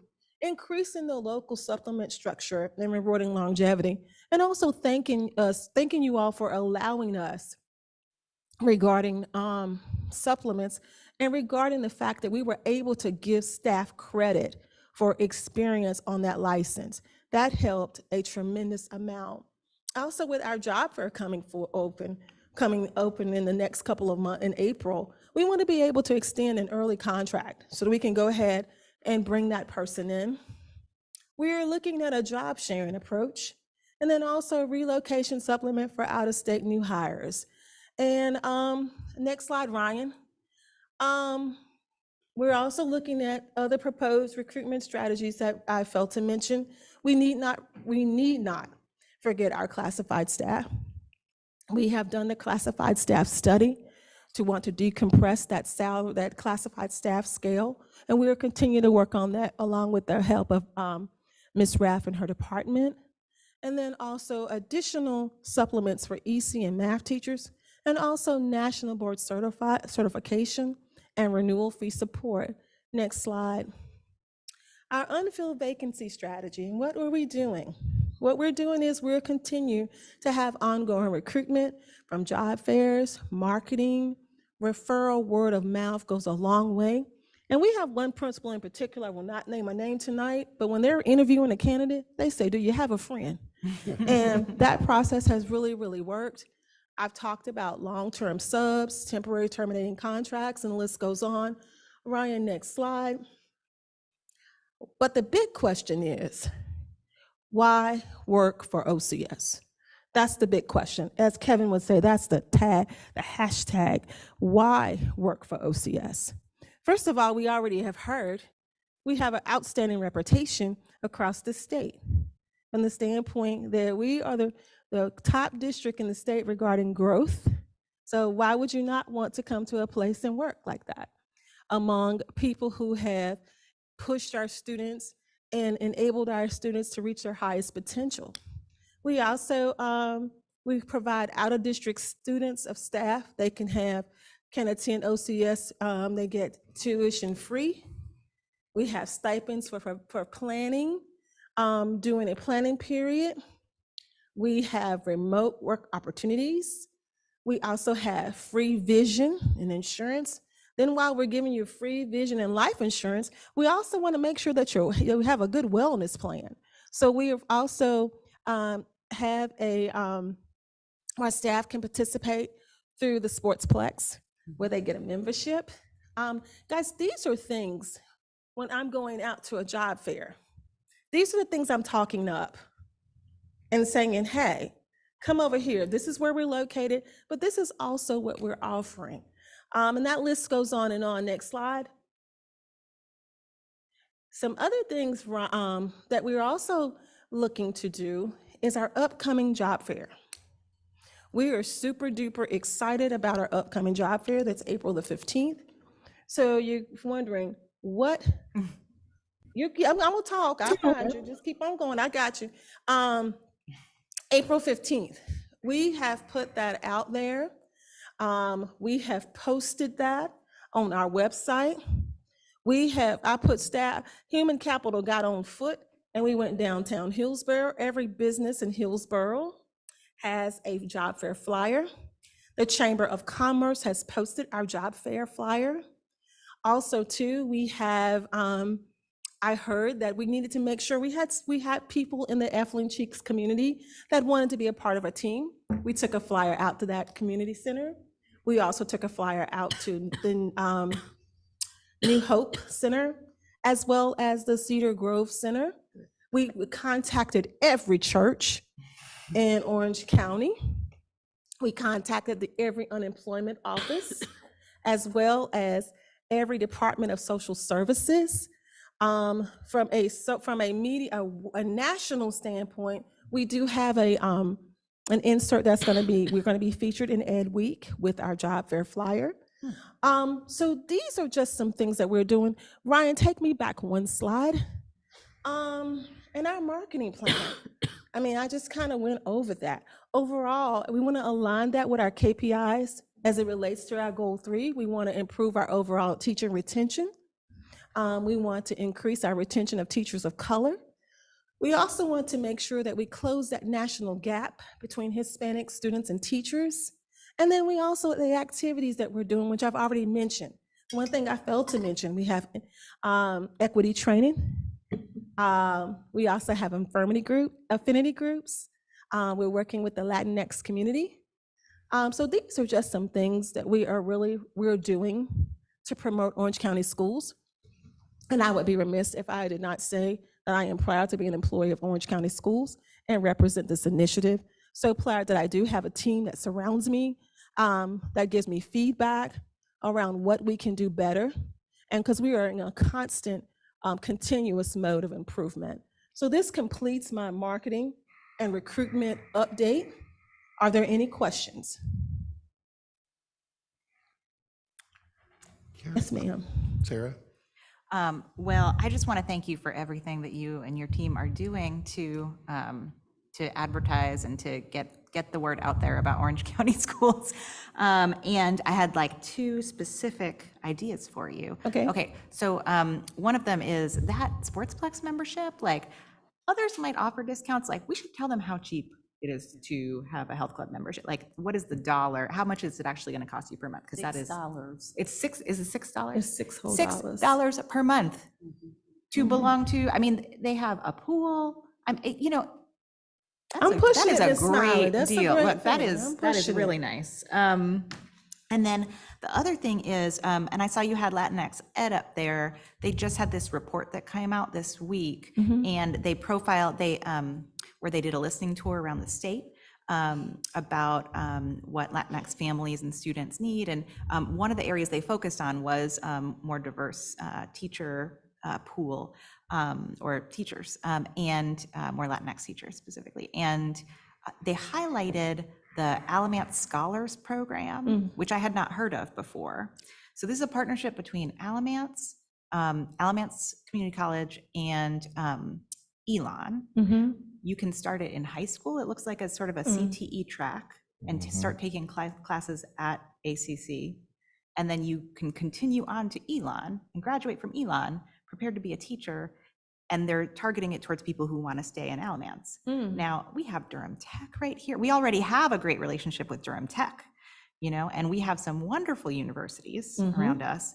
And that seemed like a very cool program, a way to sort of nurture our students and get them sort of on a CTE month track to become teachers in our district. So I wanted to suggest that. Thank you. Yeah. Andre? Yeah, Sarah, that was right along the lines of what I was thinking too, because working in the schools, I've been able to see a lot of our former students come in and get jobs as TAs, substitute teachers, and even some of our current students are able to work during the summertime in the summer camps and some of the after-school programs. So I think that's a great way to try to reach our students, to maybe start some type of CTE program to hopefully get them started and thinking about teaching, because you know, when I graduated high school, I became a teacher's aide, and so that's where I learned to love kids and enjoy the job. So yeah, that's a great idea, and that's great work too, bringing former students along.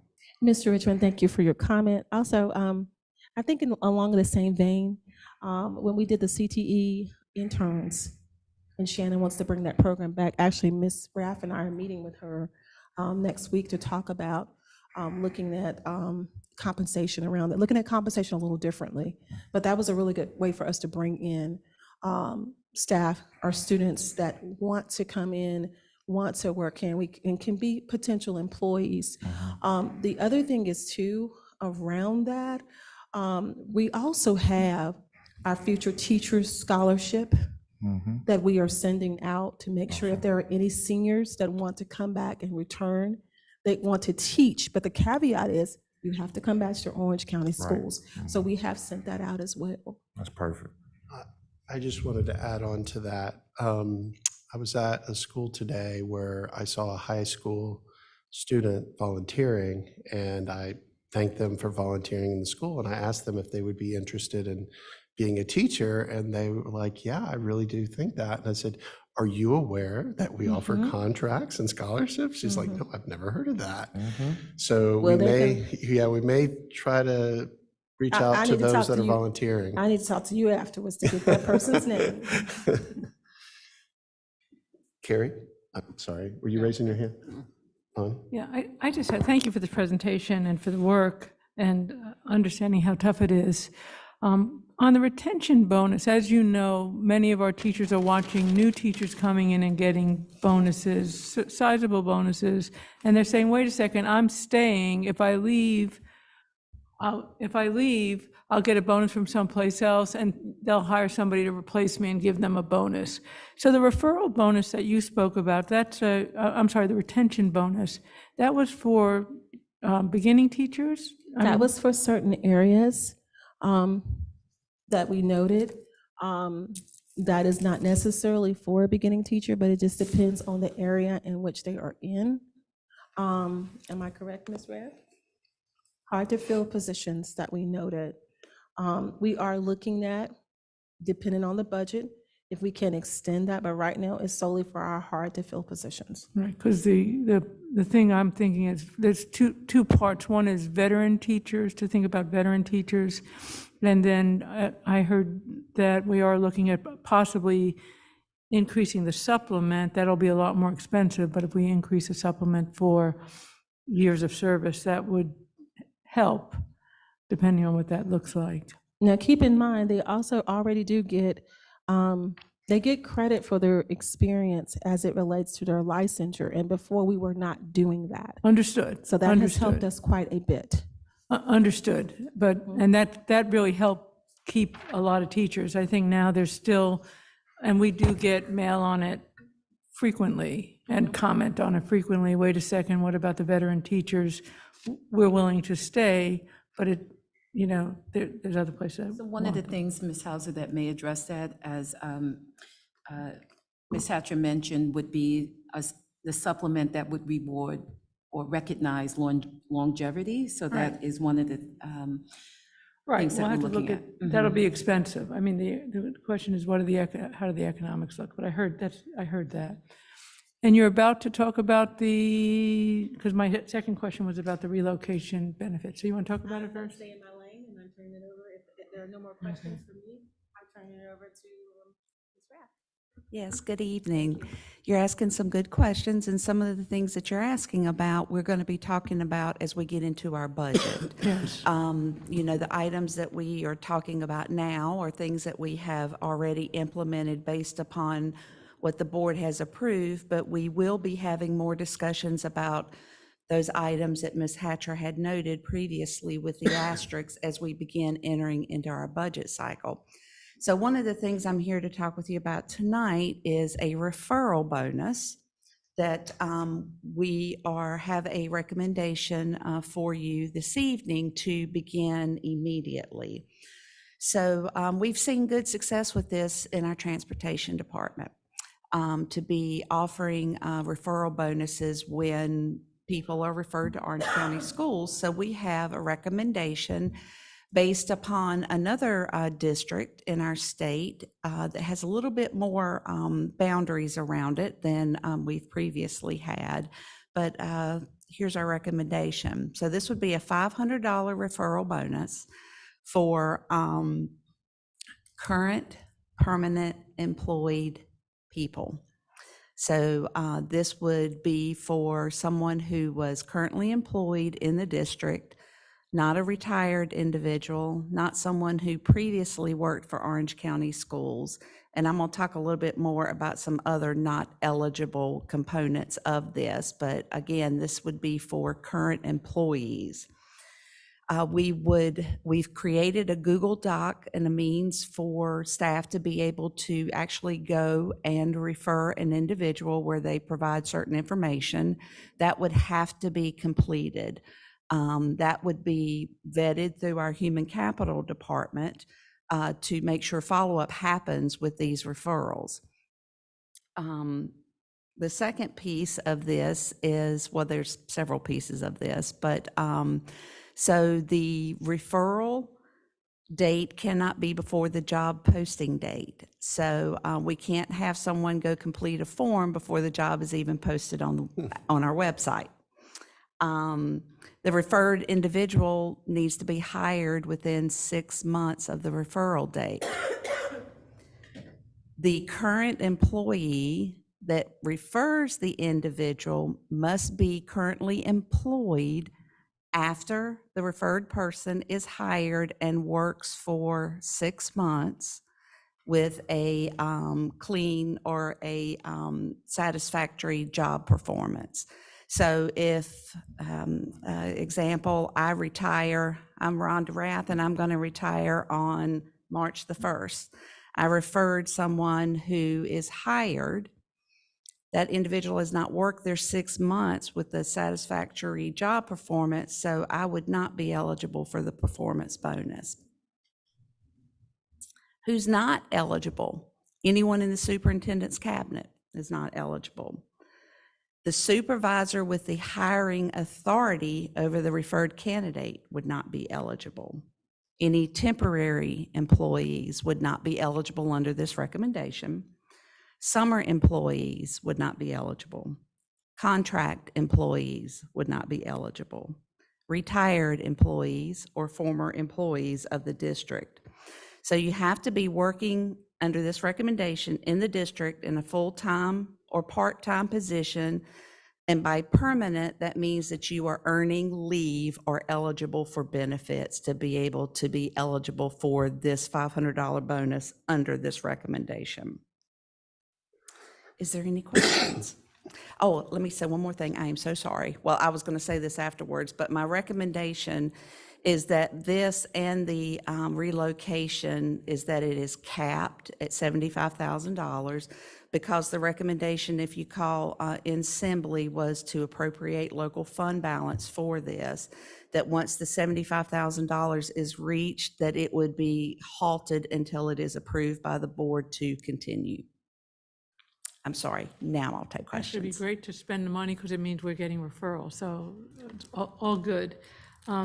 Did you look at stratifying it, like, I'm making this up, $500 for classified, $1,000 for certified?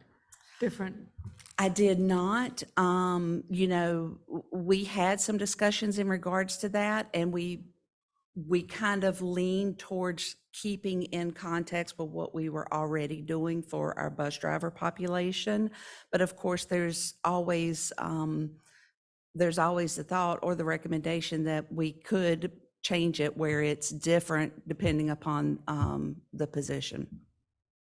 For example, a teacher or a principal or a licensed individual, a different rate than a classified individual. For this, I just felt it was best to make the recommendation after talking with others in other districts for an amount that was consistent with everyone.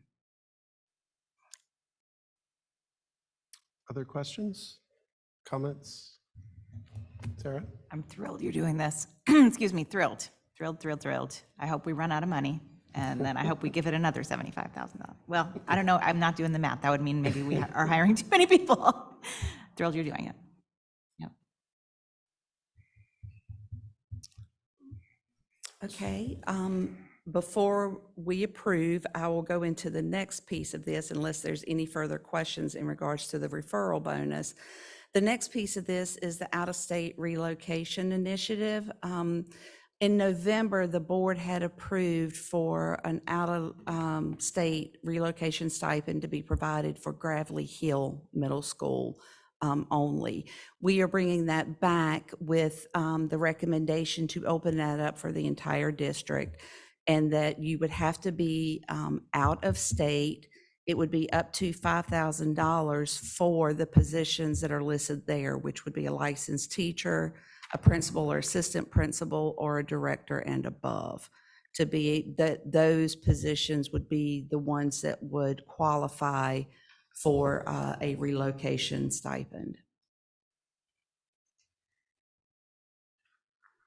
Bonnie? first, did it help?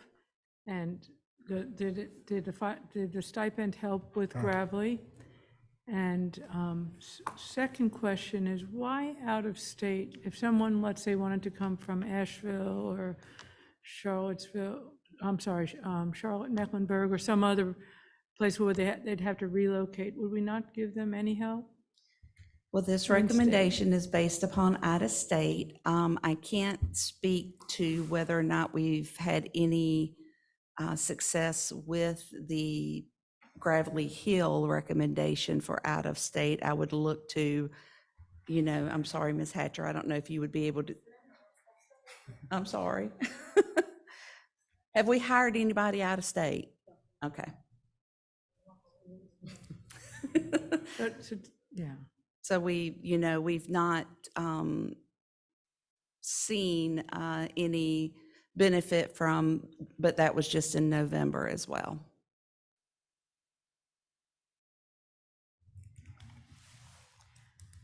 I just want to say, I think that's interesting, to think about, if it were like a distance of 100 miles or, something like that, we might attract that might be something that could help us in the mountains and on the coast. Right.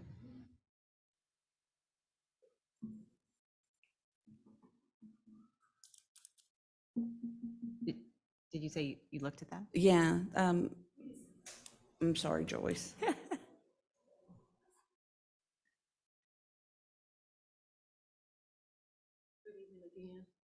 We did talk about that when we started examining the model, but we went with the route for out of state. We did think about and consider someone coming here from an Asheville or a Charlotte, but we really decided to go the out of state route.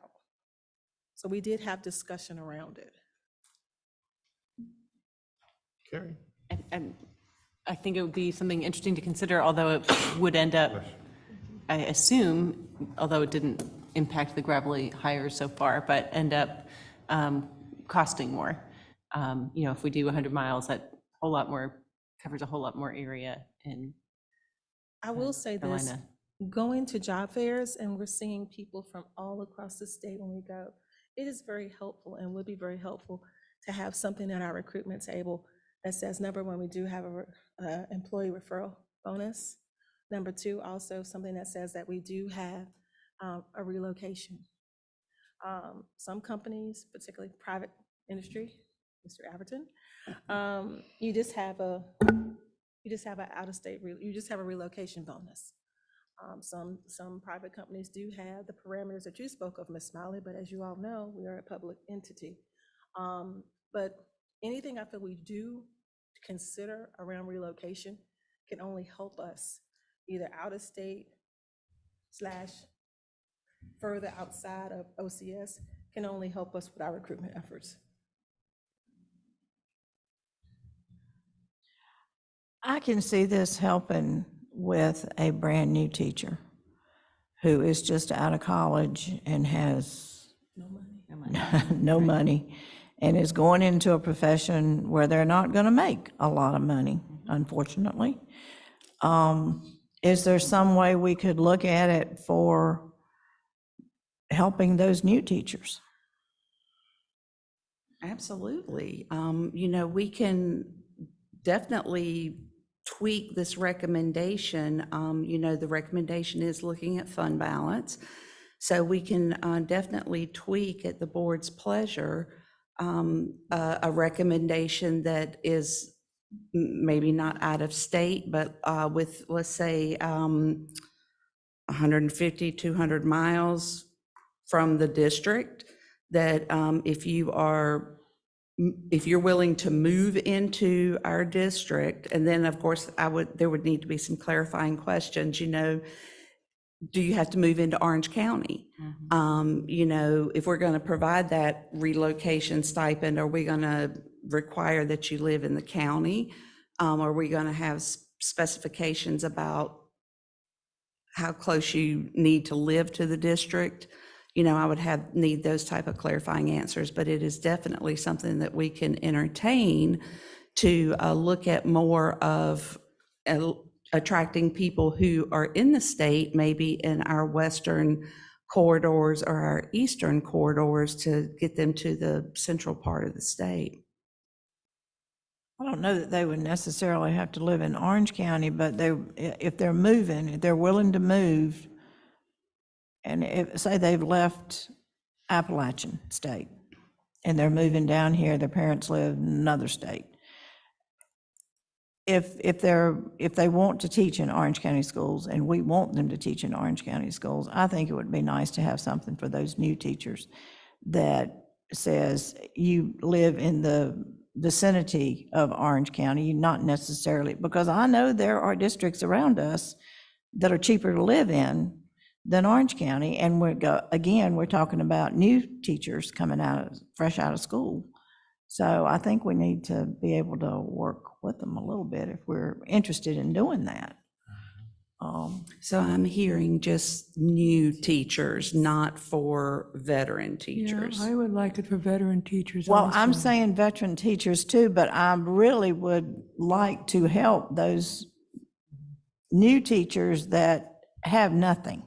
Basically, they're coming from school and they're starting fresh. A teacher that's coming in that's moving from somewhere else may have more than if they've been teaching for a while. And I think if we want to grow teachers here, and we're starting out with new teachers and we want to help those teachers, I think anything we can do to help a new teacher would be great. Sarah, Yeah, I mean, I'd be in favor of having it apply to anyone outside of some radius that seems reasonable to you all. But I think you're right that the biggest impact is going to be, and it's a lot of potential, because that could be a real barrier for some new teachers. And I don't support having them live in Orange County. I mean, we have so many teachers in Alamance and Durham and, but some kind of, I don't know whether we would want to say reasonable distance or just like they're smart enough to not have a crazy commute, Yeah. It might be that if you lowered the stipend a little bit, though, to like 4 or 3 or something, that would still cover a lot of moving expenses, and you could get more people out of it. I don't know. You all have done the real math on it, but. Yeah, I was just going to say an in-state move would be less expensive than an out-of-state move. And for a starting teacher, their expenses would be a lot less than moving a family. But, so I don't know if it's 2,500 or 3,000 and leave the out-of-state at 5, but offer something as an enticement for these others. Just a like point of psychology, which is I think if we said in-state 2,500, out-of-state 5,000, it would feel like, oh, why did they get 5,000? So I would just say the up to, if you're going to do up to 5,000, and we'll just have more money left because it's not going to cost them as much. Yeah, the only concern I have with this is there's no teeth around it. So they could say, hey, I want to move to your district. They move here, and 6 months later, they decide to go to another school district, and we paid for them to move here. So I would like something in here to help with that.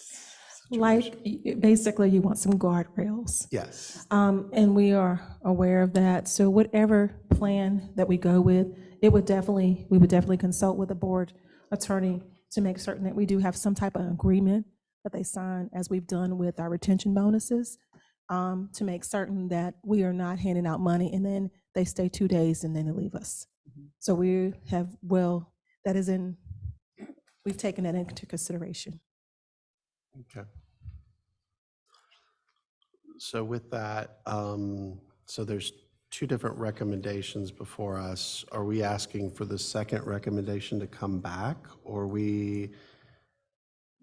I just want to get clarity because there was a lot of things thrown out on top of this, so I'm not clear where we are. I mean, could we just motion to allow you all to pursue both of these initiatives, the referral bonus and the relocation bonus, under the sort of general guidance that we've given, up to $75,000?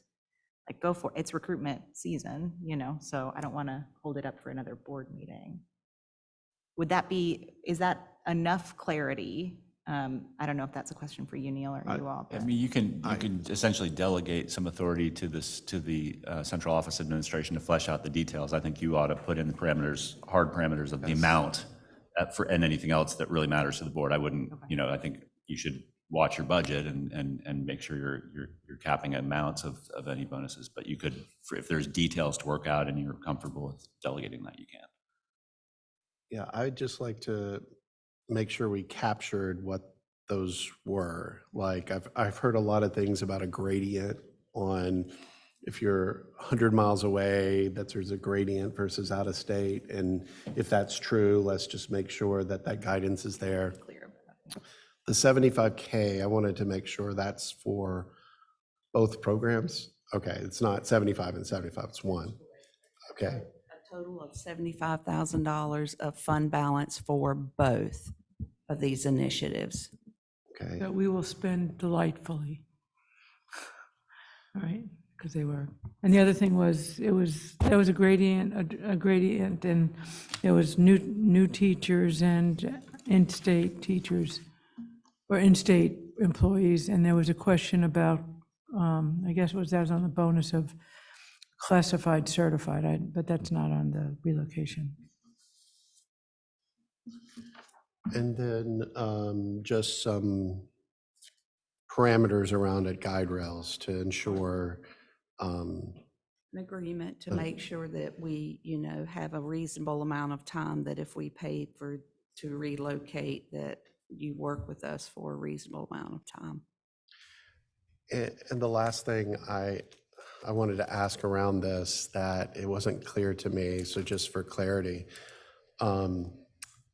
say that a person comes and says, hey, I want to do the relocation, and we say, okay, it's going to be, I'm going to make it up 2K, and then they don't actually move from wherever they're at. They're just driving there back and forth. Is there something we're doing to say, have they actually moved? Around, I'm sorry, when we lay out the guardrails, we can also ask for proof of relocation. So we're just not taking their word that they're getting extra money and they're commuting. So we can put some guardrails in and we can make sure before we grant this, that we have the documentation that we need. Good. Yeah, it would be typical, I think, to get the receipt. So Yes. we will not be giving them. From my lens, it would be, I would be hard pressed to give you money without you giving me proof. So, you know, in spending taxpayer dollars, we would need to, we can work out the agreements, but I do not envision that this would be us writing a check for $2,000 and saying, here you go, relocate. This would be you providing receipts of, this is what I needed to hire a truck, this is what it costs to have my things moved, et cetera, that we would then basically reimburse you for what you've paid. So that's an important clarification I was going to ask. So it's a reimbursement for documented expenses up to $2,000. It's if it costs you $500 to move, you don't get $2,000, right? Right, and that's a great point. So, you know, if that's the direction that we're hearing, then I agree the wording would need to be stated that it would be reimbursement of documented actual expenditures up to.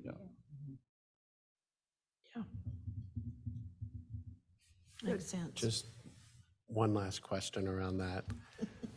So I've dealt with this. So if we have the gradient and somebody partakes in that, are we requiring that they move within a certain gradient? So say that we say it's 100 miles away to start. Do they have to move within 100 miles? Or do they move within their 100 miles and we still give them the money and they're driving every day? That would be clarity that I believe we would need to flush out and, you know, determine if that is part of the agreement. Okay, I'm sure y'all will work it out. I just wanted to Do say you it have a out loud. recommendation? No, I'm just saying that the intent is for them to be closer, to make it more convenient, and that, you know, obviously I feel none of us want to say where you should live, but, you know, the whole intent is to make sure you're invested in Orange County and making sure they're moving closer. I think a relocation bonus is not a commuting bonus. You know, so I would not, definitely not, that doesn't count. Right, if you live a 45-minute drive and move so that it's a 43-minute drive because you wanted to buy a nice new home, you don't get the moving expenses paid in that situation, right? So you probably need to build in a little bit of discretion. You know, the superintendent or designee will review and approve the and if, you know, no one's entitled to this bonus in the first place, and you could manage that way. All right, so do we have a motion to approve these initiatives with the parameters that have been shared? So moved. Is that enough? Is that enough? I think so. Franklin and I will And figure out. delegating to the superintendent and her team the authority to figure out more of these details. Within it might be helpful to, since there was a long discussion, to just bullet out what are the hard guardrails that should be reflected in the minutes. Otherwise, Franklin and I are going to have some work to do reviewing the Yep. video So I this think evening. it is allocating up to $75,000 of fund balance towards this to go towards both the $500 referral bonus for staff members using all those parameters you stated, as well as the out-of-state relocation reimbursement. The parameters being what, though, of the ones discussed? I am going to propose that it be the up to $5,000 for either people who are relocating either from in-state beyond some number of miles you all decide is reasonable, or out of state. I think keeping it simple, up to 5,000. We know the local people are probably not going to spend 5,000. That's, So it'd be, are those enough so parameters I around think, it? so just to restate a little bit, so we have a clean motion for the minutes, it would be a motion to approve the administration's recommendation for the referral bonus as presented, and to also approve, to authorize the administration to develop a relocation bonus of up to $5,000 with delegation of authority to the superintendent or designee to develop further protocols for that development. I'm understanding both bonuses together are capped at 75,000. Yes, and the second one, I would not call a bonus. I would Okay, call it a that's right. reimbursement. Reimbursement, thank you. Yes. Yes, reimbursement. Second. Okay, we have a motion and a second. Any discussion? I actually have one question. When someone is relocating, especially a teacher or anyone in state versus out of state, how are their pensions? How is the pension decision played into that decision? Right, so if I'm staying in state, I stay on, and I'm a teacher in North Carolina, I stay on the state pension system, right? But if I'm coming from Tennessee or Virginia or South Carolina, I'm going to lose my pension, right? Or I start again. And I don't know that you lose it, but you have to start again in North Carolina. Okay, just curious. And, okay, just a question. Okay, any other discussion? All in favor? Aye. Aye. Opposed? Motion carries. Thank you.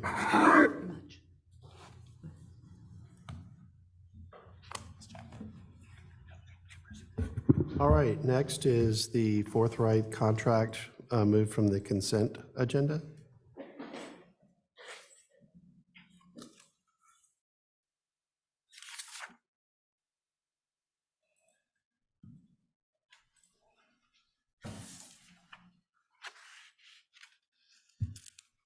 Good evening, Chair Atherton, Vice Chair Purcell, Dr. Felder, members of the board. I think at this point, we're taking your questions. All right, do we have board questions around the Forthright contract? What are they doing? What is the extension for? Well, Forthright came on board some time ago, I believe early 2019, even before Dr. Felder's tenure began here, and has been providing a pretty stable foundation of support while there's been a lot of transition in the communications role here in Orange County Schools. I think that, again, predates all of us. So in terms of helping to support strategic planning, up to and including providing some resources like the ones behind you, as well as strategic plan resources that have been sent out around the county, they've been helping to bring high-level public relations and strategy to everything that's been happening here. I know that there was also to provide some continuity while a communication specialist was being sought in the first instance, and where, of course, we're going through transition right now in my office as well. So I understand that a lot of this has been to provide as I said, a stable foundation while staffing here in communications has been getting stabilized. That's the first thing that I think about. The second is that when you get into larger areas, it's not uncommon for a district of any size, small, medium, large, mega, to bring in professional resources to, again, provide strategic thinking around big initiatives. And I think we just heard some of those brought up tonight. The reassignment and redistricting question is one that will involve an awful lot of research. Anybody who knows me, Mr. Atherton, you and I think are competing at the moment, and Ms. Doyle, I see you at a lot of events as well, to see who can show up at, and I'm being a little bit facetious, but not by much. We know that it means a lot to be involved in the daily operations of the district and to be with principals, with teachers, with students, with families. And we saw a lot of that reflected here tonight. So grateful that so many folks were willing to come and share their joy around what students are achieving here in the district. But to be involved in the daily operations then means that you're not going to be sitting around and I can't use the time that I have to be doing a lot of research. I'm not That's just not what's going to happen. We're literally at this point with myself and an assistant, and we're going to grow when we hire a new communication specialist. The job's been posted. We are doing the work of providing communications, whether it's crisis communications or strategic thinking around just, getting people to and from in and out of this board meeting, for instance. So the Forthright contract is designed, as I understand it, and again, it predates me, but it's going to extend, the amendment that you're looking at extends it all the way through September of this fall, to provide some really high-powered resources. When they bring in their designer, I don't have to go shopping for a new designer and try to write a new contract. I don't have to do a new RFP to get someone who can do some of the basics. And we have a lot of really good relationships. I know Dr. Felder and other members of the senior staff here have routinely gone into workshop and charrettes and design, protocols with a team that knows our values. We're working with a firm that knows our values, that affirms our values, and we then also can reflect to them very quickly what it is that we want to see. I know that relationship has definitely helped to move a lot of things forward here fairly quickly and smoothly to get the point across.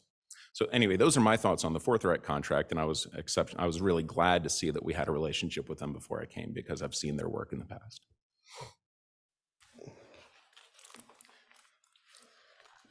Any other comments?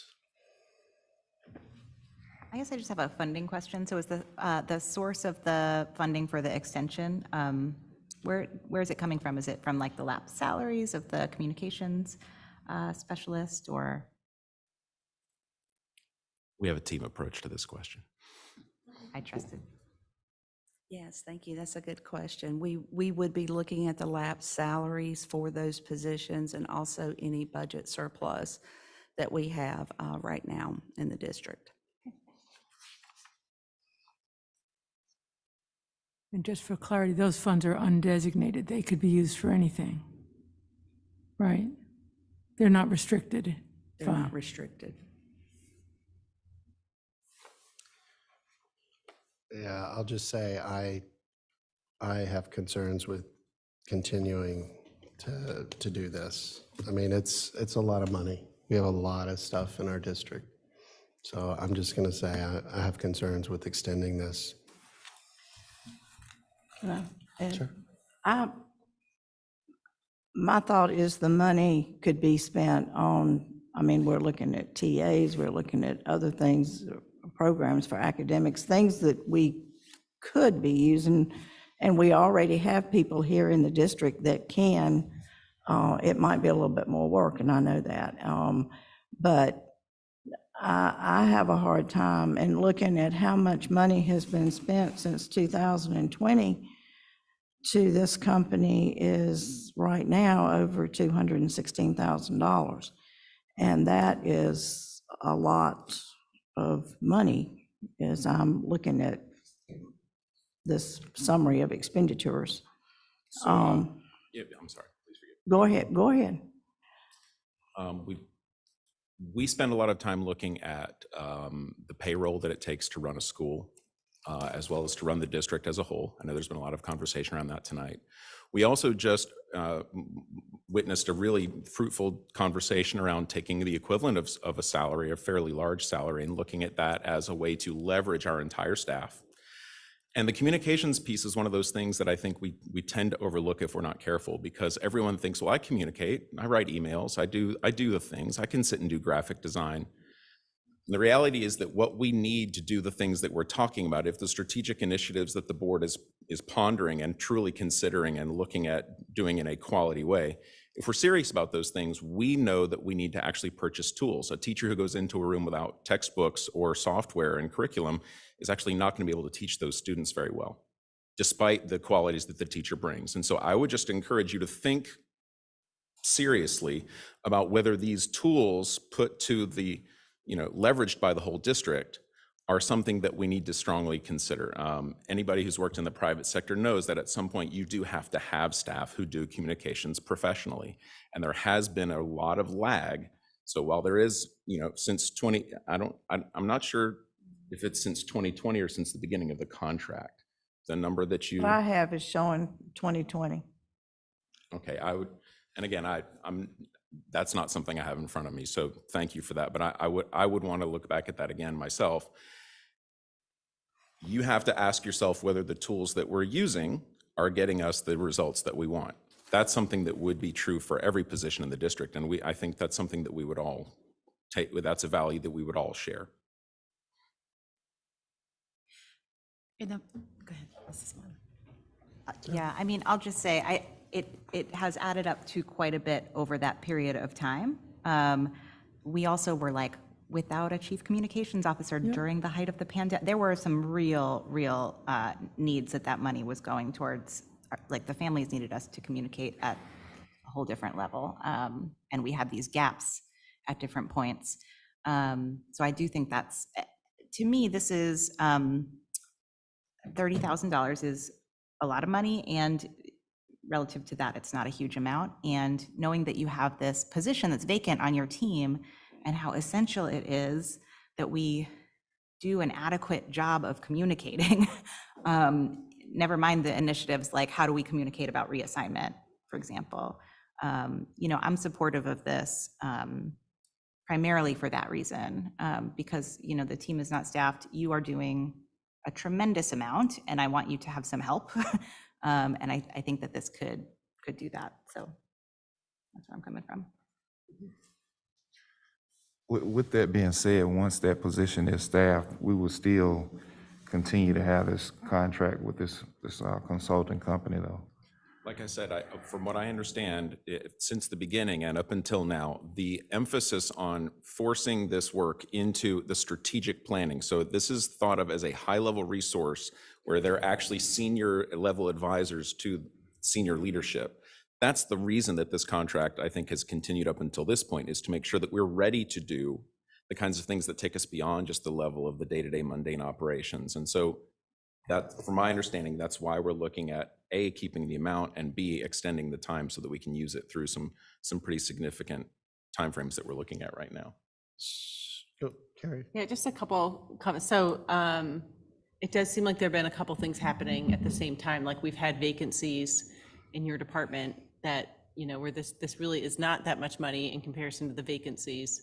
And there also have been, like, first in COVID, it was just crazy abundance of communication that had to happen every day and every week around health measures in our district. And then the strategic planning. So what I'm hearing you say, which I didn't realize before, was that this is the higher level messaging and develop of clear, consistent messaging. So is it would it be shifting into some of the redistricting piece because we are further along with the strategic planning, or if would some of this need from that end, not the vacancy end, because I think that's also a really important need, but would some of the need from like the higher level that you're talking about be diminishing if we weren't redistricting? Is there a specific reason why we have more high level, or is there always going to be a high level communications need in that way? I would say that we've just about, if you've been out in the field, and I think, Ms. Purcell, you've been at some of the meetings and you're going to see it more and more. We really appreciate the town of Hillsborough and other groups that have, every time that we go out into the field and Dr. Felder or someone else is presenting on the strategic plan, that's leveraging in a very big way, because it's not just the graphics, but actually the entire thought process behind providing something thoughtful that is, so many people think, can you just do a graphic design? That's not what we're talking about, right? This is actually about a thoughtful delivery of a very complex message, and redistricting is something that falls right into that category. The entire reassignment process and trying to bring the community along is more than just doing a graphic or can you run an ad, right? There's much more that goes on there. So from my perspective, that's the biggest piece of work. If I had been the one doing a booklet and a brochure and these banners, and then when you start talking about a full work week, 2 full work weeks, but spreading that work now out over multiple staff members, and we would have had to bring in interns. I mean, just trying to find a person to do work can be one of the single hardest things. That's why recruitment and retention stays on our agenda all the time. This is a resource that we don't have to recruit and retain. We work with them, we have a relationship. The relationship is far better than having to either recruit or retain. Again, that's from my seat. Yeah, I just want to point out the original reason the engagement was is because we didn't have a PIO. That is why it was originally done. And then the last extension was because you weren't on board. And we were told, once that's done, we will not need to do this anymore. And the redistricting plan, we're ways out for that. And my concern is, the original intent was because we didn't have you and the prior PIO, and we were told, yep, once we get past this, this is not going to be a need going forward. Because it is a lot of money overall, and again, another amount of money, and anyway. I just Patty? want to add my agreement to that this, when we didn't have a CIO, even we just went through the study, I don't think any of the districts our size has this level of communications infrastructure. So I'm not in support of this. I know it's been brought up more than once tonight, and whenever we think about districts our size, I'm going to lean a little bit on our friends from the Public School Forum who remind us that there are districts that are that have ability to pay. The county and the tax base here should be one of the first things we think about when we think about the size of our district, and not the ADM. We are much more like districts that have ability to pay than we are like districts that have our similar ADM. And I think that that's something I would encourage us to use that as an analytical tool every time that we're talking about districts like us. There's aspirational and peer districts, and then there's districts like us. And if I could just chime in here. And so, Mrs. Smiley, you took the words out of my mouth in terms of what I was going to say, but I do want to emphasize that the work around redistricting starts now. And we don't want to find ourselves where we found ourselves that first go round prior to 2019 or somewhere in that. There's a lot of community engagement that we have to do. There's a lot of thought and thinking that needs, we're not waiting to start. That work starts now. And this would be a huge project and lift. And Kevin is just one person. So while we have, yes, there were major gaps in terms of a public information officer, there's still the other positions. That office never had just one person to begin with.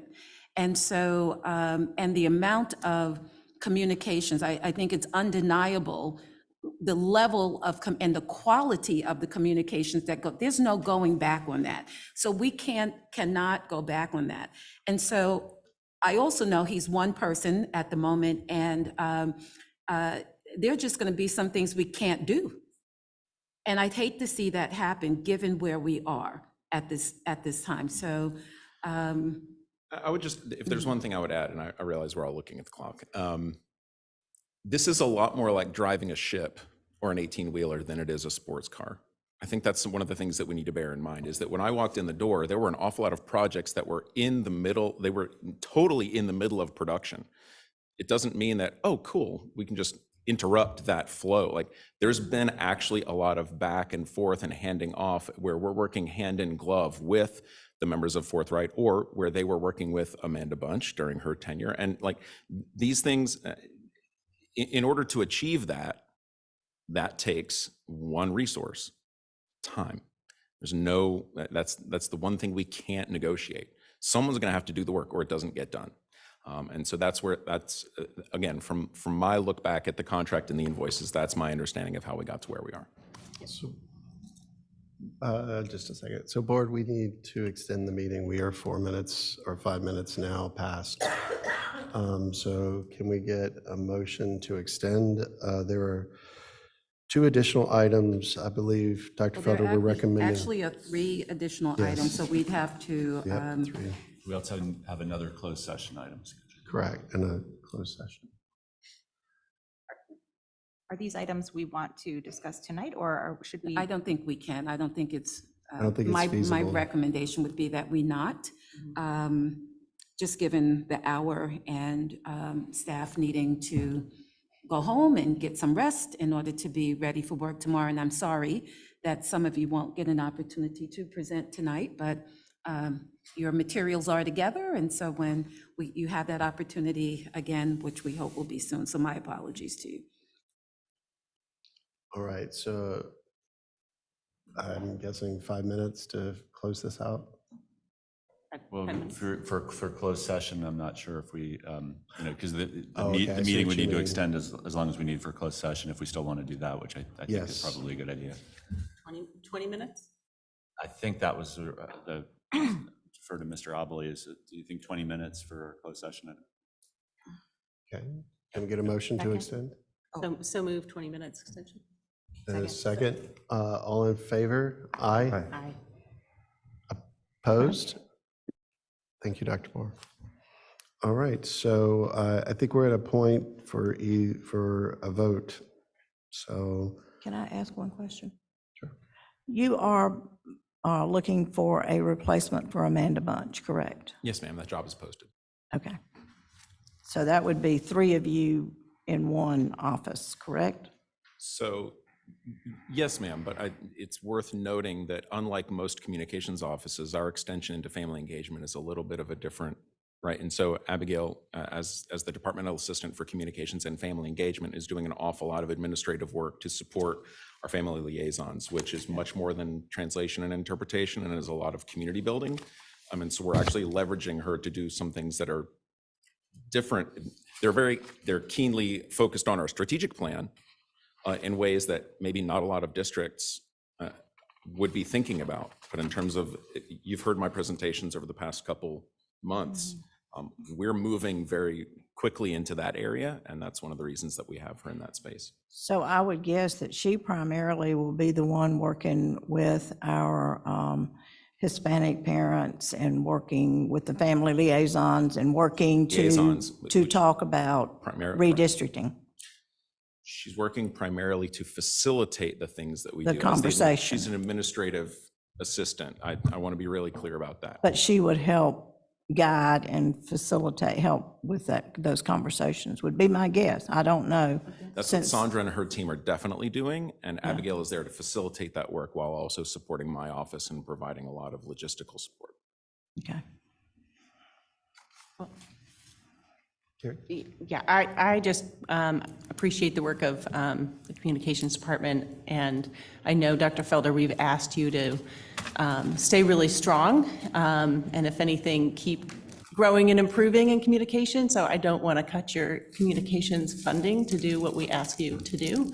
So I move to approve this recommendation. Second. yeah, we have a motion and a second. Any further discussion? All in favor, aye. Aye. Opposed, nay? Nay at this time. Motion does not carry. All right.